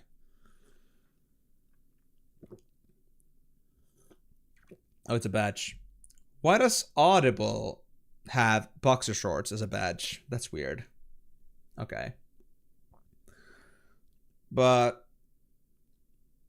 ADHD maxing. Look, I do that a lot in my free time, Amy Precott. I'm actually, like, already having this situation, like, when I'm not streaming. Like, I'm working on a project, and that alone, I actually have to run 3 to 4 games at once if I want to also do my other things at the same time. Like, it's crazy. I already do that on my free time, basically. Maybe he needs to skip Variety Tuesday for more FF. More hours is valid too, but then again, there's also the other metric, which is I don't know if I'm gonna get work for autumn, and that's gonna mess with my hours one bit. There are too many unreliable factors in here. Too many unreliable factors.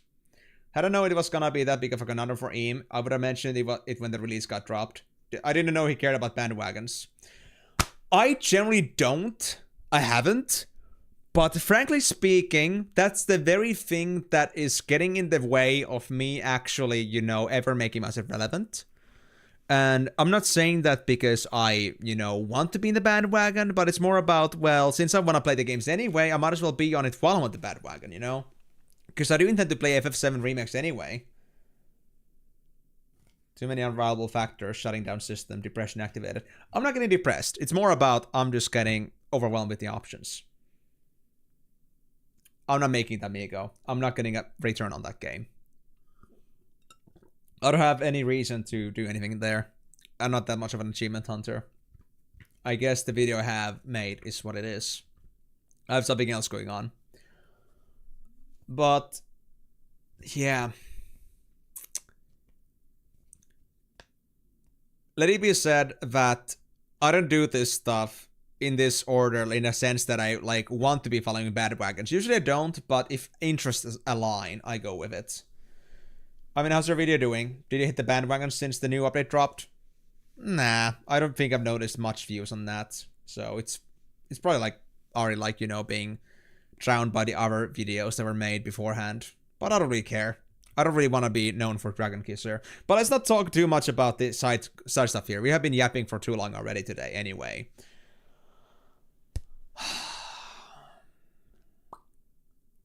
I'm gonna try to think here for a bit.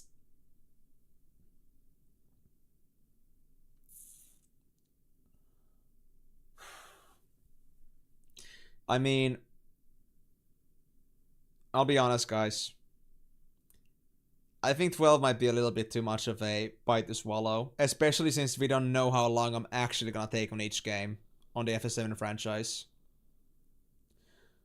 Yeah, that's the thing, Timor. I think it would be better to do that because it's either gonna be that I'm gonna leave that for later and I'm gonna be stuck with that game for like, I'm either gonna do it now and be stuck with it until the New Year's, or I'm gonna just go away from the game now, do the other content and have enough time to do it, for sure. This game is your guilty pleasure. It's been a guilty pleasure for me too so far as well, Tommy, but I can't play it. It looks pretty bad right now. We are having some of our plans here. You will get into the story really shortly if you continue. I figured as much. It would be still a time to not get invested on the story, is what you're saying.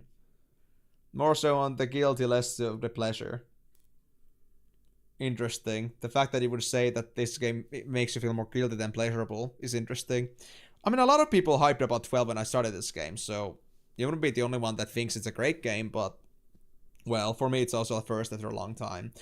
But anyway, Tommy, I'm gonna be very sure to tell you right now that we actually have some plans right now that might mean that we're gonna skip 12 for now, because I found out just now that FF7's Revelations, which is gonna be the last part of the FF7 remake trilogy, is gonna be coming out on Q1.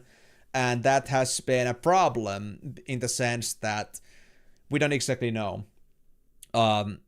We don't exactly know like how long this game is gonna take me to beat. We have some ideas, and it's gonna take me all the way to the New Year's, and it's a bad thing. On one hand, it's a great game, but on the other, Von Sabs. Do you have something to complain about, Von Sabs? I think they look great. This game is generally considered bad, but everything has its fans. Honestly, Tommy, I enjoyed the game so far, but, you know, I enjoyed it, but the thing is,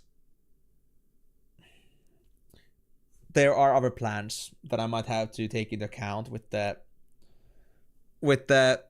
kind of like going with the tides of the marathon, which is now, I think, going for FF7 stuff.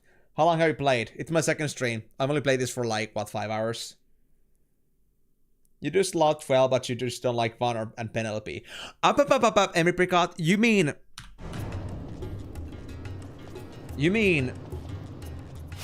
Oh, it's not here, right. You mean Penelo? There's no P. There's just Penelo.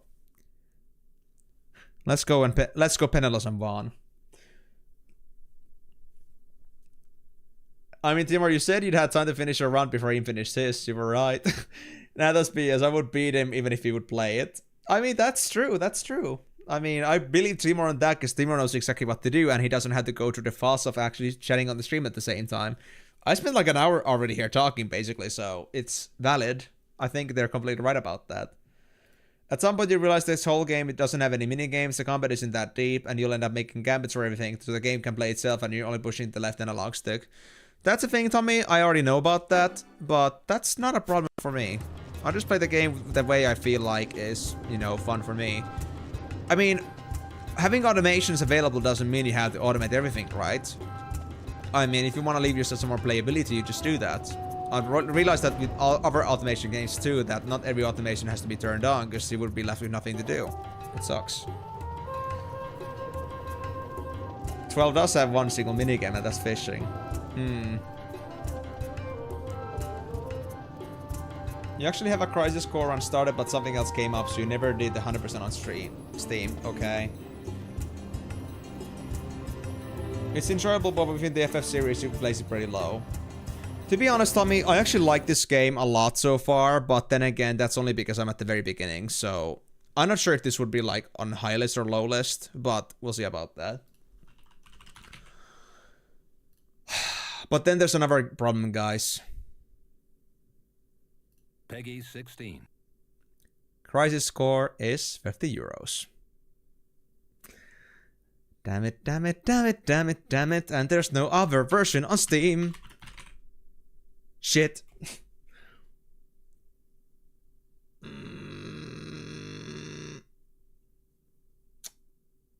Yeah, I know, but like that's, you know, Miko is a very known jokester in here. Emu would allow 12 as soon as your gambits are set up, because I can just yap and run around. But if I'm just chatting and not actually playing, then would it not be any different from just like doing just chatting? I'm here to play the game and chat. Crisis Core is out of stock and loaded. Oof. Epic maybe? I missed the summer sale. I didn't know! I didn't know! Epic maybe. I could check Epic, but I'm not exactly having much expectations in that direction. Let's see. Crisis Core.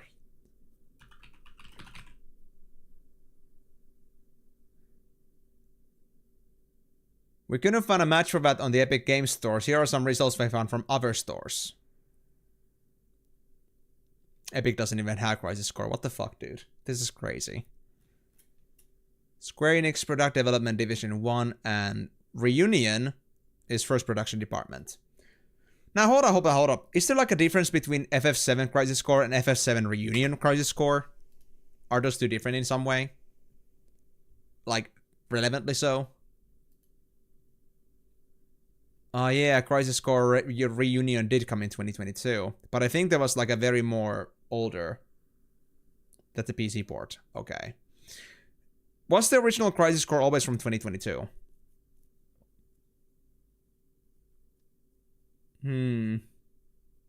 That's true as well. That's true as well. If not, then maybe it's gonna appear unloaded at some point. Timur doesn't agree with that. It's too precious, man. We can't skip this shit. Crisis Core is a 20-year-old PSP game. So there is another version of Crisis Core out there. Reunion is not the only one. Oh, I'll have to look into the options here. But I think that's not gonna be this stream, though. That was for the PSP game, Crisis Core, that, no. Okay, so the PSP version is bad. Okay. So it has to be the Reunion if you want to get the most comprehensive experience. This is very nasty. And this is why I already have 15 as well in my games or in my game library, because I want to have those ready, available when they're on a good price, rather than just trying to buy it on the next week, because you might end up in situations like this, where you have to pay full price for the game. I mean, now they're saying that the OG PSP version is bad. That the new Reunion version is great, is what they're saying.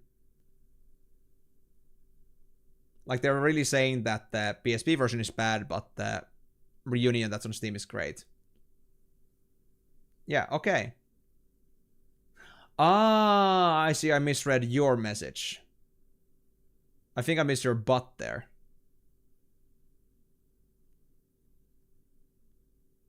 If you will go on hold on your Variety Tuesday, maybe you get everything done with 12 and all the FF7 stuff. What, so, and we're never gonna play Elden Ring? Gee whiz, you're gonna be like leaving all the other people disappointed too with that. If there's not much difference anyway, then might as well go for the newer one for our enjoyment. Someone Steam Family share these games to Eam. Did you actually know, Emipricot, that Steam Family nowadays actually requires you to be like somewhat on it geographically close to the person? Did you know that? Well, at least I would say Hogwarts Legacy again.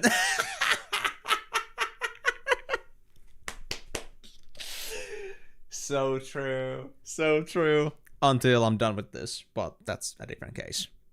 It will come back. It will come back. But I would be just about as confused as you would be. And we would be stuck for 2 streams straight figuring out what to do in Hogwarts Legacy. Yeah, that's a thing, guys. That's a thing, guys. We have so many different, like, strings attached here. We can't just, like, back out on them now. I don't really know, Emipricot. Probably because they wanted it to be, like, couch gaming thing in the first place. Like, you have a physical copy as a CD. You can give it to somebody else in the family. They didn't want to make it a thing where people can just, like, illegally distribute the game over to a lot of people for the sake of, like, cutting costs. They are only on hold. For how long, I wonder, Timor? How long did you want these games to be on hold, huh? Huh? For a year?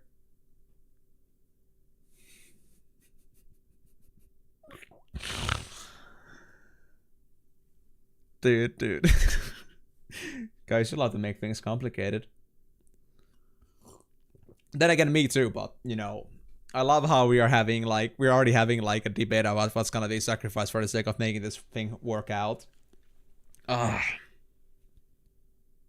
With 12 and FF7 stuff. Yeah, I mean, yeah, but...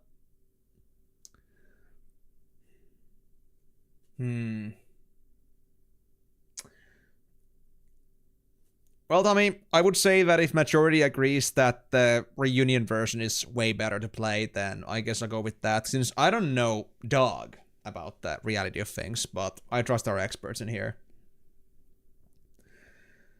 When would even the autumn sale happen this year, I wonder? Maybe like right before Halloween, basically.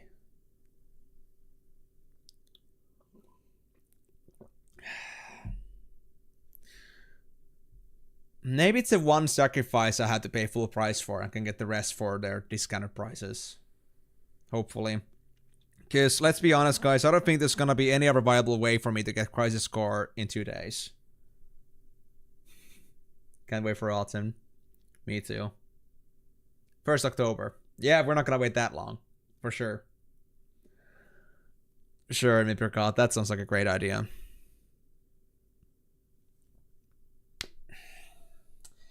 Guys,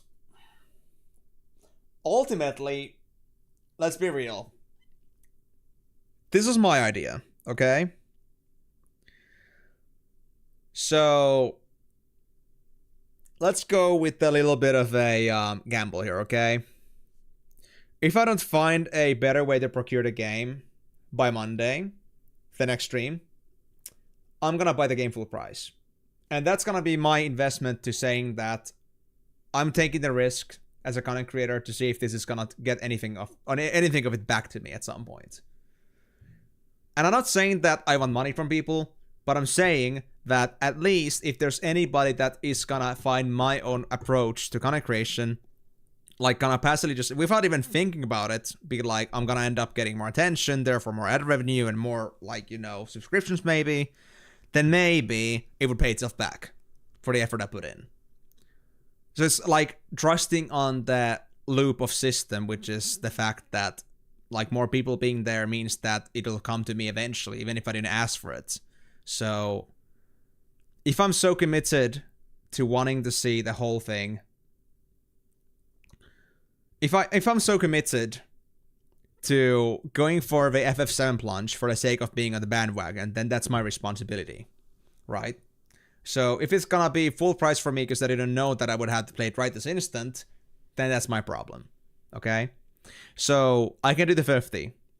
Let's be honest. I mentioned how much I earn from my content creation already, like monthly roughly. I can pay with that. It would be less for other investments in the future, but we would have to make those investments anyway. Or it could be stingy, play the OG PSP version and have a miserable time 100%ing it. But what if everybody else is also having a miserable time? It's not about me only, guys. It's not about just me. So it's not just that. If everyone else thinks that the Reunion is way better, then we're gonna play Reunion, man. I'll trust our experts. So.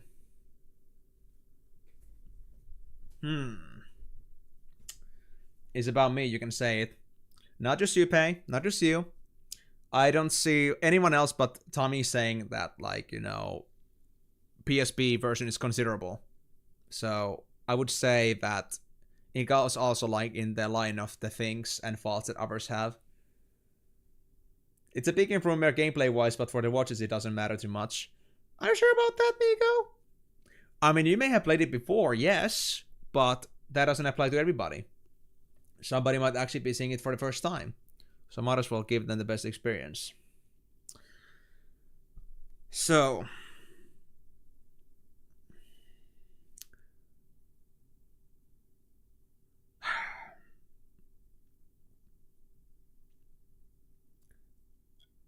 Guys.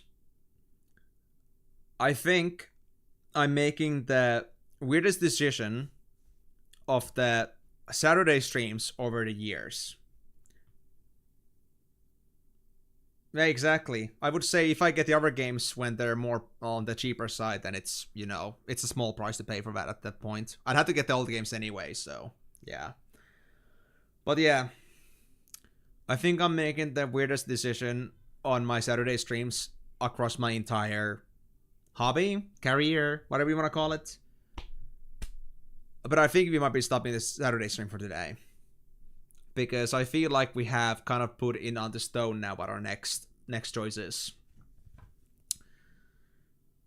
We're gonna make the plunge towards the FF7 universe. We're gonna go back. We're gonna play through every single game, what the FF7 has to offer, see the movie, and we're gonna prepare for the remakes.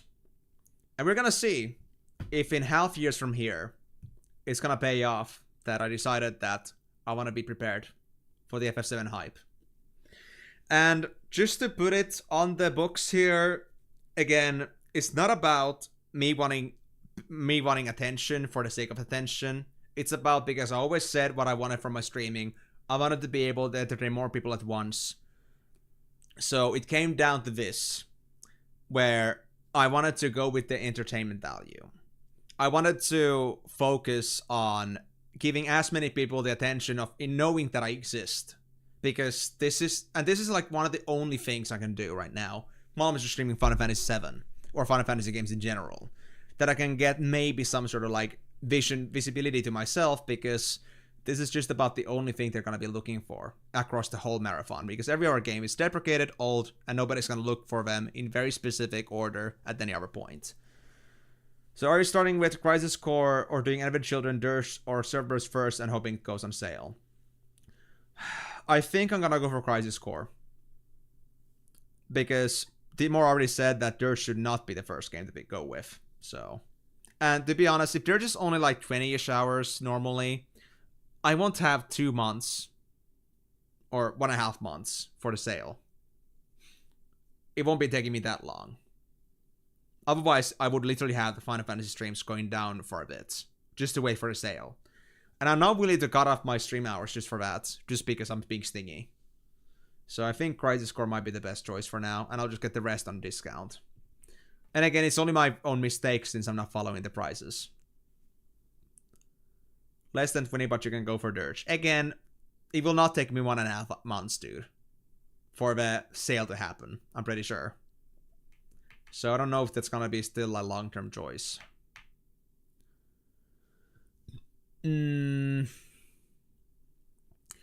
could also wait for stuff to appear unloaded as well, to be fair. So we could wait for a good offer to appear elsewhere before the Steam sales happen. And then we could go with it, I suppose. And if it doesn't happen by then I'll just pay the full price, I guess we could say. So I guess... yeah, most likely, because they cannot buy it any cheaper by then. I'll have to look into the prices here, honestly, if I can find anywhere else. I have a few places too that I can check for cheaper prices, but I'm not sure if I'm gonna find them there either. Especially if the autumn sales are happening soon, so... yeah. So yeah, I think we're ending the stream for today because of the fact that we are coming to a decision that 12 is likely not going to be a good idea for us to go for right now. As much as I love the game so far, it is really just realistic that knowing my own players on these games, it's not gonna be something I can play with the other Final Fantasy VII titles. And I guess the whole point here is I'm gonna be now, depending on the situation, we're gonna either go for the Crisis Core next on Monday, or if I cannot get it anywhere for a reasonable price, or if like Dirge servers is just valid to play anyway right now while waiting for things to happen, we can go for Dirge first. And after Dirge, we're gonna go for Crisis Core, be it whatever it may. Do those count as missed stream hours for the extended schedule? No. This is not a case where I was absent intentionally. So I guess I will not count those in this time. Besides, I think I'll have to do some research. So, extra hours from me taken away. So, Crisis or Dirge. Advent Children movie on our Discord at some point. Then we move on to Ever Crisis, and then we prepare for the remakes and Rebirth. And it's gonna take me a lot of time. Okay, now we go Riot. Oh no. Oh no. You guys are actually sometimes out of control. Riot. The old FF7 debacle is gonna make him Gungaga. I'm always a Gungaga, but then again, everybody knew that. Yeah, this is... I think this might be the best way to go. Again, I'm sorry. I don't wanna be following bandwagons per se, but I also gotta agree with the fact that content creation also comes with its own downside sometimes. Sometimes you gotta make decisions you don't want to do. Even I don't want to do this.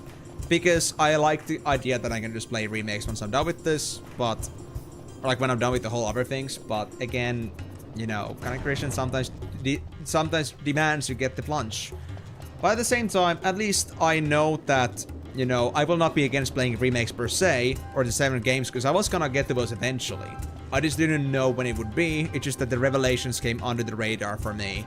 I was thinking for the past few days that if I find out when the release date for the final game is, I'm gonna go by those and try to anticipate. But it turns out that it was closer than I expected. Yeah. You Gungaga, me Gungaga, everybody Gungaga. So, with that being said, guys, thank you very much for joining on the stream today. I would love to be continuing today, but since we have found out that if you go any further on FF12 right now, we're gonna be finding out things that we shouldn't know yet. We're gonna get too involved in the story. So while the iron is still not hot, it's better we just leave this for another time once we're done with the FF7 stuff. Once we're done with the FF7 remake, all that bullshit, we're gonna go back to this like the way we intended. And it's gonna be 12 again, and we're gonna go to 12 and so on. We're gonna seek all the stuff again. The marathon stuff is not gonna go away, but my chance to make the most out of the remake is gonna go away. So, I'm just doing things in a matter of course, which makes the most sense. Yeah. Guess I'll finish WoW early and go back to taking screenshots on Anaki. Sounds good. Good coin flip and do 12 and then a few 24-hour streams for FF7 stuff. MVP card, I don't have time for that shit. I'm also trying to like actually make YouTube content too, not just stream pre-rolls. No worries, Caryu. You enjoy that. So thank you very much, guys, for joining on the stream today. We're gonna keep it on hold. We're gonna go straight to FF7 stuff. That either there's a Cerberus or Crisis Core next stream. And 12 is gonna happen, I guess, once we're done with the 7 remake. So that's gonna be likely in a year or so. Because we have no choice if we want to actually be on time for the FF7 remake stuff. Yeah. So let's just say that all the things that we had on plan before are out of the window. And we're gonna first do all the FF7 related stuff. And then we're gonna move on to... Yeah, we're gonna then move on back to what we were supposed to do. But yeah.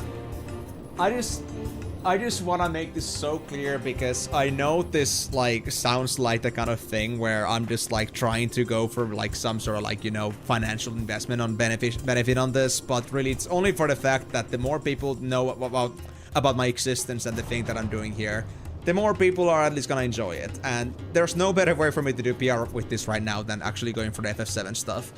Content creation is like that. You gotta make sometimes decisions for not only for your own convenience and for your own goodness, but also for the fact that more people know that you exist. Content creation escape is kind of sad in a way that you're kind of relying on the other people's own interests. So, sad part.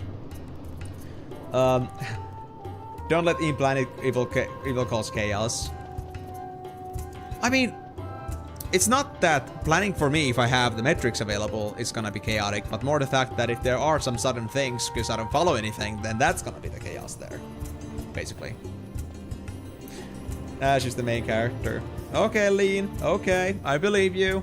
But sadly, I will not have any. I will not remember that on next year, most likely. So yeah. FF7, starting from here on out, until we're done with the FF7 stuff, and then we're gonna be back to this game. I promise. We will not be backing away from this. We're just putting it on our time since I now found out that there's better things we have to do now. We're gonna cut it for today. And as was asked before, is this gonna go an extended schedule? The answer is no, because I'm gonna need the extra hours to like make some checkups, like make sure that like there's no other way for me to get Crisis Core anywhere else if it's not loaded and stuff. And overall, just because, well, I have not prepared anything for this. I have not prepared that I would be playing ever Crisis next, or Crisis Core next, so yeah. I mean, I could Moonlight Health, I guess I could, but I need to like still check, like, I have to at least make some work first. I mean, are you like even at that point yet, Caryu? And still, it's not to say that I don't have anything else to do. Trust me. Yeah, Stream 14 is that. You're not supposed to say that, Miko. You're saying that FF14 nowadays is bad. You can't say that. But yeah, it's really just that since I haven't prepared anything for this, I don't have the game right now. I don't have the promotional material. I would have to do all the stream configuration again. It's a lot of background work that you might not realize, at least for me. So if I was to like get into FF7 stuff right this instant, mid-stream, it would take me an hour. Yeah, I know, Caryu, but still. I still wanted to say that I don't want to make it sound like I would never get to your game, but I would say that in this case, it's still not... I have other things to do that are actually pertinent to my content creation right now, so... And other things that I had to work on, so... That's why I can do it right now. The stream was like 20 minutes of gameplay and the rest of it is brainstorming. Yeah, I told you I was like talking for for like an hour, basically. But that's true. That's just true. That's how it is. But especially so, yeah, especially today. So, yeah. 7 next. 12 comes later. I will put this stuff on Discord as well, so everybody that wasn't here at least knows what's going on. But thank you guys so much for joining on this one. I hope it wasn't an unpleasant stream despite it being a bit short and the fact that we had some plan changes. But everything will still come in due time. We're just rearranging things a bit. But I'm looking forward to FF7 stuff as well, because that has been in my mind ever since I found out about them. At least I can put those out of my like guilty conscience, and once we are actually done with the FF7 stuff, we can get back to doing what we were doing in the first place, and we'll be all happy. But yeah, if you guys missed, well, I guess you shouldn't like check the previous stream on this one too much, because you won't be seeing another part of this from me for another year or so. But if you do, if you are new to like the marathon stuff, you haven't seen all the other marathon games I've played so far, all that is available on my YouTube channel. Go to the live section and go to the playlist Final Fantasy streams. You'll be able to find this stream as well as the other streams we have done before over there. And if you guys want to join my future Final Fantasy streams, where I'll be starting on Crisis Core or There's the Cerberus next. We're gonna be doing that every single Monday, Thursday, Saturday, every single time at 4 PM GMT plus 2 or 3, depending if you're on daylight savings or not, as well as playing some Tuesday variety games suggested by the community every single Tuesday at 4 PM GMT plus 2 or 3 as well. If you couldn't handle Von Zeb, so I like to play FF7 instead. The moment it got so bulky, it became difficult. No, I couldn't handle Penelo leaving the party. That was like that, you know, the big no-go for me. Yeah. See you later, Karyu. But yeah, without any further ado, guys, thank you very much for joining. Sorry for the abrupt end of the stream, but next time we're gonna be going as per course. Now that we shouldn't have any more unexpected plans coming in. This should be the only stream in a long time where something like this happens, but we'll see. We'll see. But in any case, I promise we're gonna get FF7 going next time. Yeah. Jinxed. For sure. But thank you again so much, guys, for joining on the stream. Thank you very much for your activity. Thank you so much for sharing your thoughts. Very talkative, very interactive stream, at least today. I'm very happy about that. And I'm very fortunate to have a community like you behind this. I am very grateful. But yeah, the sad part is that I will have to go with this for now. It's really the best for the community, best for what's to come for my future with the Final Fantasy streams. And it would be lovely to have more people knowing that I have such a journey going on. And I'm pretty sure that there's going to be more people that would like to see this, only if they knew that this existed. So I'll go with that. It's okay, Timor. At least he'll get to experience Loveless, I suppose. But I guess I'll be leaving for now. So until then, it's